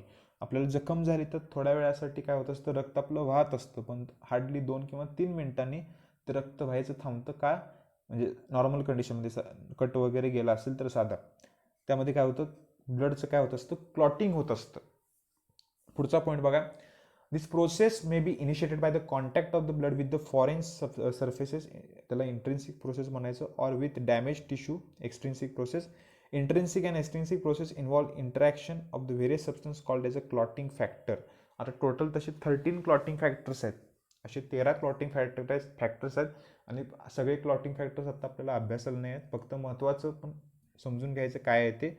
पण तुम्हाला डिग्रीला किंवा पोस्ट ग्रॅज्युएशनला तुम्हाला ते जराशी क्लॉटिंग फॅक्टर, त्यामध्ये इंट्रेन्सिक आणि एक्सट्रिन्सिक कसं मेकॅनिझम असतं एकमेकांना, तर इथे एक शब्द येतो कॅस्केड मेकॅनिझम.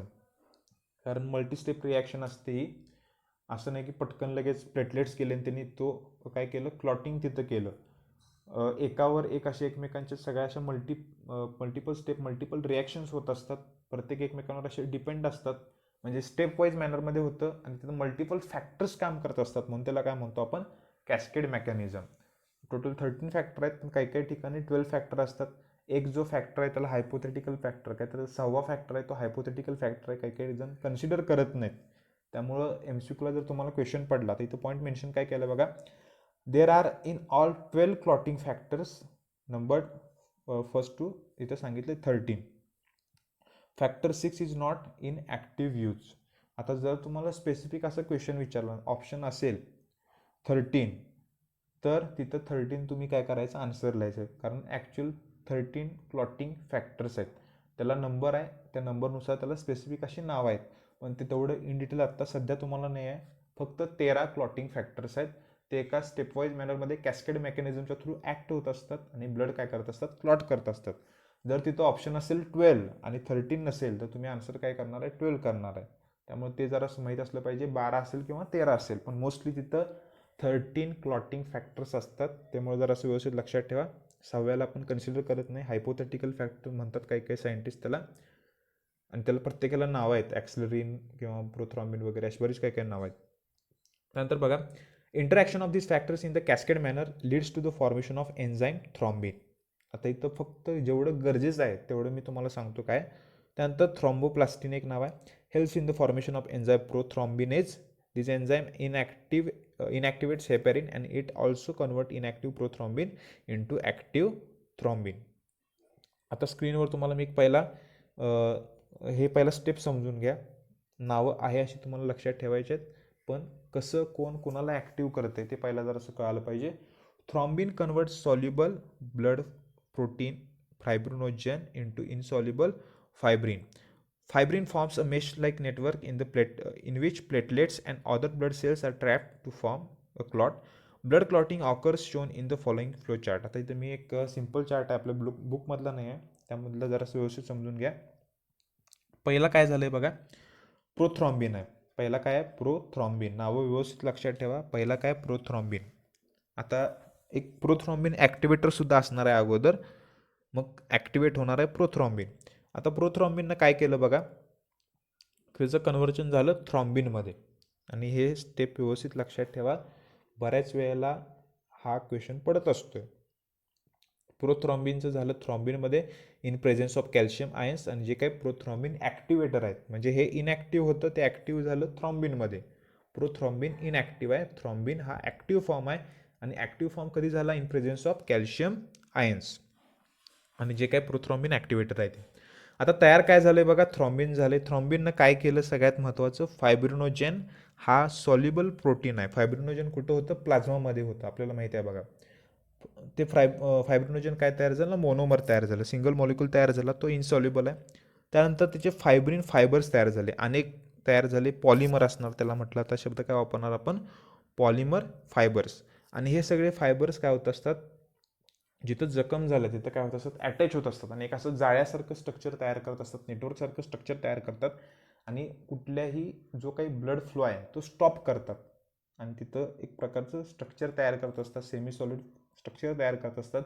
त्या सगळ्या ओव्हरऑल प्रोसेसला काय म्हणायचं, ब्लड क्लॉटिंग. आता जरासं आपण ॲनिमेशनच्या थ्रू व्यवस्थित समजून घेऊया, म्हणजे तुम्हाला जराशी प्रोसेस क्लिअर होईल नक्की काय होत असतं, ब्लडचं क्लॉटिंग म्हणजे काय ते. आता जरासं स्क्रीनवर लक्ष द्या. सपोज काय तर तुम्ही असं काम करायला आणि कधी तर असं काय तर होत असतं की हाताला कट बसत असतो चुकून. आता जखम झाली, सपोज इथं जखम झाल्या बघा इथं. आता इथं काय होत असतं की ब्लड फ्लो होतोय, सगळे असे ब्लड सेल्स त्यांनी सगळे असे बाहेर पडतात, ब्लड फ्लो होतोय बराच. आता इथं काय होत असते, सगळ्यात महत्त्वाची जी प्रोसेस आहे, इथं कोण आहे, प्लेटलेट्स. ह्युमनमध्ये काय असतात, प्लेटलेट्स असतात. डॅमेज्ड एरिया आहे तिथं आपल्याला ब्लड फ्लो काय करायचं, स्टॉप करायचं आहे. त्यासाठी पहिलं काय झालं पाहिजे, ब्लड क्लॉटिंग झालं पाहिजे. मग हे जे प्लेटलेट्स आहेत, हे प्लेटलेट्स काय करतात, त्यांनी काय केलं बघा, थ्रॉम्बोप्लास्टिन आहे, पहिला काय थ्रॉम्बोप्लास्टिन आहे, आणि कॅल्शियम आयन्स. ह्याच्या प्रेझेन्समध्ये प्रोथ्रॉम्बिनचं कन्व्हर्जन त्यांनी कशामध्ये केलं, थ्रॉम्बिनमध्ये. थ्रॉम्बोप्लास्टिन पाहिला आहे. थ्रॉम्बिन कशामध्ये कन्वर्ट केलं बघा त्यानं, फायब्रिनोजनला. कशामध्ये, फायब्रिनमध्ये. पॉलिमरचं आता हे मोनोमर आहेत आणि असे अनेक फायब्रिन तयार झाले आहेत बघा. आणि ते काय झाले, जिथं जखम, जिथं रक्त वाहते तिथं सगळे असे अटॅच झाले बघा. आणि मेशसारखं एक स्ट्रक्चर तयार झालं, एका जाळ्यासारखं स्ट्रक्चर तयार झालं, त्या फायब्रिनचं पॉलिमर स्ट्रक्चर तयार झालं. आणि आता त्यांनी सगळ्या ब्लड सेल्सला काय केलं बघा, ट्रॅप केलं. ब्लड सेल्सला काय केलं, ट्रॅप केलं, बाहेर जाण्यापासून त्यांनी थांबवलं. आणि त्यानंतर बऱ्याच प्रकारचे सगळे जे सेल्स आहेत, प्लेटलेट्स येणार आहेत. आणि या सगळ्या प्रोसेसला आपण काय म्हटलं, ब्लड क्लॉट. तिथं रक्त जे वाहत चाललंय ते काय झालं, थांबलं थोडक्यात. आणि याला प्रोसेसला काय म्हणतो आपण, ब्लड क्लॉटिंग. आणखीन एकदा जरा असं व्यवस्थित बघा, म्हणजे तुम्हाला व्यवस्थित समजेल काय आहे ते. पहिला कोण आहे, प्लेटलेट्स. प्लेटलेट्सने काय तर सिक्रेट केलं बघा प्रोथ्रॉम्बिन ॲक्टिवेटर, त्याचं नाव आहे थ्रॉम्बोप्लास्टिन. थ्रॉम्बोप्लास्टिननं काय केलं, जे कॅल्शियम आयन्स आहेत त्याच्या प्रेझेन्समध्ये प्रोथ्रॉम्बिनचं कन्व्हर्जन कशामध्ये केलं, तर ॲक्टिव्ह थ्रॉम्बिनमध्ये. ॲक्टिव्ह थ्रॉम्बिननं काय केलं, जो इनॅक्टिव्ह फायब्रिनोजन प्रोटीन आहे त्याचं कन्व्हर्जन कशामध्ये केलं आहे, फायब्रिनमध्ये केलं आहे. कशामध्ये, फायब्रिन. आणि हे सगळे एक एक एक एक मोनोमर जे फायब्रिन आहेत, जे काय आहेत, इनसॉल्युबल आहेत, ते सगळे कुठे घेणार आहेत, जिथं जखम झाल्या तिथं जाणार आहेत. आणि तिथं काय केलं त्यांनी, एक जे ब्लड सेल्स आहेत त्यांना बाहेर जाण्यापासून थांबवण्यासाठी. याच प्रोसेसला काय म्हणायचं, ब्लड क्लॉटिंग. त्यामुळे आता तुम्हाला सगळी ओव्हरऑल प्रोसेस समजली असेल कशाची, ब्लड क्लॉटिंगची. आता आजच्या लेक्चरला आपण काय काय बघितलंय बघा. सगळ्यात सुरुवात केली ते आपण जे काही मागच्या लेक्चरला जे काही पॉईंट्स बघितले त्याचं आपण रिव्हिजन केलं. तर त्यानंतर आपण ट्रान्सपोर्टेशन बघितलंय. त्यानंतर जे काही डिसऑर्डर आहेत, रेस्पिरेटरी डिसऑर्डर, ते सुद्धा सगळे कव्हर केलेत. त्या रेस्पिरेटरी डिसऑर्डरमध्ये सगळ्यात महत्त्वाचं सिम्पटम्स आणि त्याचा कॉज, एवढंच फक्त लक्षात ठेवा. ट्रीटमेंट ओव्हरऑल सगळीकडे सिमिलर आहे. काही काही पॉईंट एक्स्ट्रा आहेत आपल्या सिलेबसमध्ये, लॅरिंजायटिस वगैरे असे काही काही. त्यानंतर आपण जो ट्रान्सपोर्टेशनचा पार्ट आहे तो चालू केला. ह्युमनचं सर्क्युलेशन बघितलं आपण. सायक्लोसिस एक व्यवस्थित लक्षात ठेवा, स्ट्रीमिंग मुवमेंट आहे सायटोप्लाझमची, त्याला म्हटलं सायक्लोसिस. आणि त्यानंतर आपण काय बघितलेलं, तर जे सर्क्युलेशन आहे त्यामध्ये सिंगल सर्क्युलेशन आणि डबल सर्क्युलेशन. सिंगल सर्क्युलेशन हे फिशमध्ये होत असतं. ते काय काय मी प्रोसेस सगळी ओव्हरऑल तुम्हाला पाथवे सांगितलं आहे. एकच ऑरिकल, एकच व्हेंट्रिकल असतं. एका वेळेलाच हार्टमधून सगळं ब्लड जात असतं. त्यांचे डिऑक्सिनेटेड असतं म्हणून त्याला म्हणायचं व्हेनस हार्ट किंवा ब्रँकियल हार्ट. ते जर असं व्यवस्थित लक्षात ठेवा. सिंगल सर्क्युलेशन ओव्हरऑल सगळा पाथवे आपण बघितला आहे. त्यानंतर आपण बघितलं काय, डबल सर्क्युलेशन. चांगलं ॲनिमेशन थ्रू माझ्यामध्ये तुम्हाला सगळं ओव्हरऑल जरा असं बेसिक आयडिया आलं असेल की कसं आपल्या बॉडीमध्ये हार्ट हे सर्क्युलेट होत असतं, फ्लो होत असतो. आणि ते दोनदा जातं हार्टच्या थ्रू, म्हणून त्याला काय म्हणायचं, डबल सर्क्युलेशन. इंटरनल स्ट्रक्चरच्या वेळेला आपण आणखीन एकदा व्यवस्थित इन डिटेल बघणारच आहे. ते झाल्यावर आपण बघितलं आपल्या बॉडीमध्ये ब्लड व्हॅस्क्युलर सिस्टीममध्ये काय काय महत्त्वाचं आहे, तर ब्लड आहे. त्यानंतर ब्लड सेल्स आहेत. त्या ब्लडमध्ये प्लाझ्मा सगळ्यात महत्त्वाचा 55%, 45% काय आहेत, बाकीचे फॉर्म्ड एलिमेंट्स RBC, WBC असतील किंवा प्लेटलेट्स असतील. RBCचा नंबर व्यवस्थित लक्षात ठेवा. आणि जे काही सगळे टर्म्स आहेत, इरिथ्रोसायटोसिस, इरिथ्रोपेनिया वगैरे, हे सगळे व्यवस्थित चांगले आणखीन एकदा रिवाईज करा. WBCमध्ये पण सेम तसंच आहे. त्यानंतर प्लेटलेट्समध्ये सगळ्यात महत्त्वाचं काय, हे क्लॉटिंग फॅक्टर, त्याचा जो सिक्वेन्स आहे तो व्यवस्थित लक्षात ठेवा. आणि जे काही पॉईंट्स आज मी सांगितलं ते आणखीन एकदा चांगले रिवाईज करा. आजच्या पुरतं आपण इथे थांबूया. पुन्हा भेटूया आपण पुढच्या लेक्चरमध्ये लवकरच.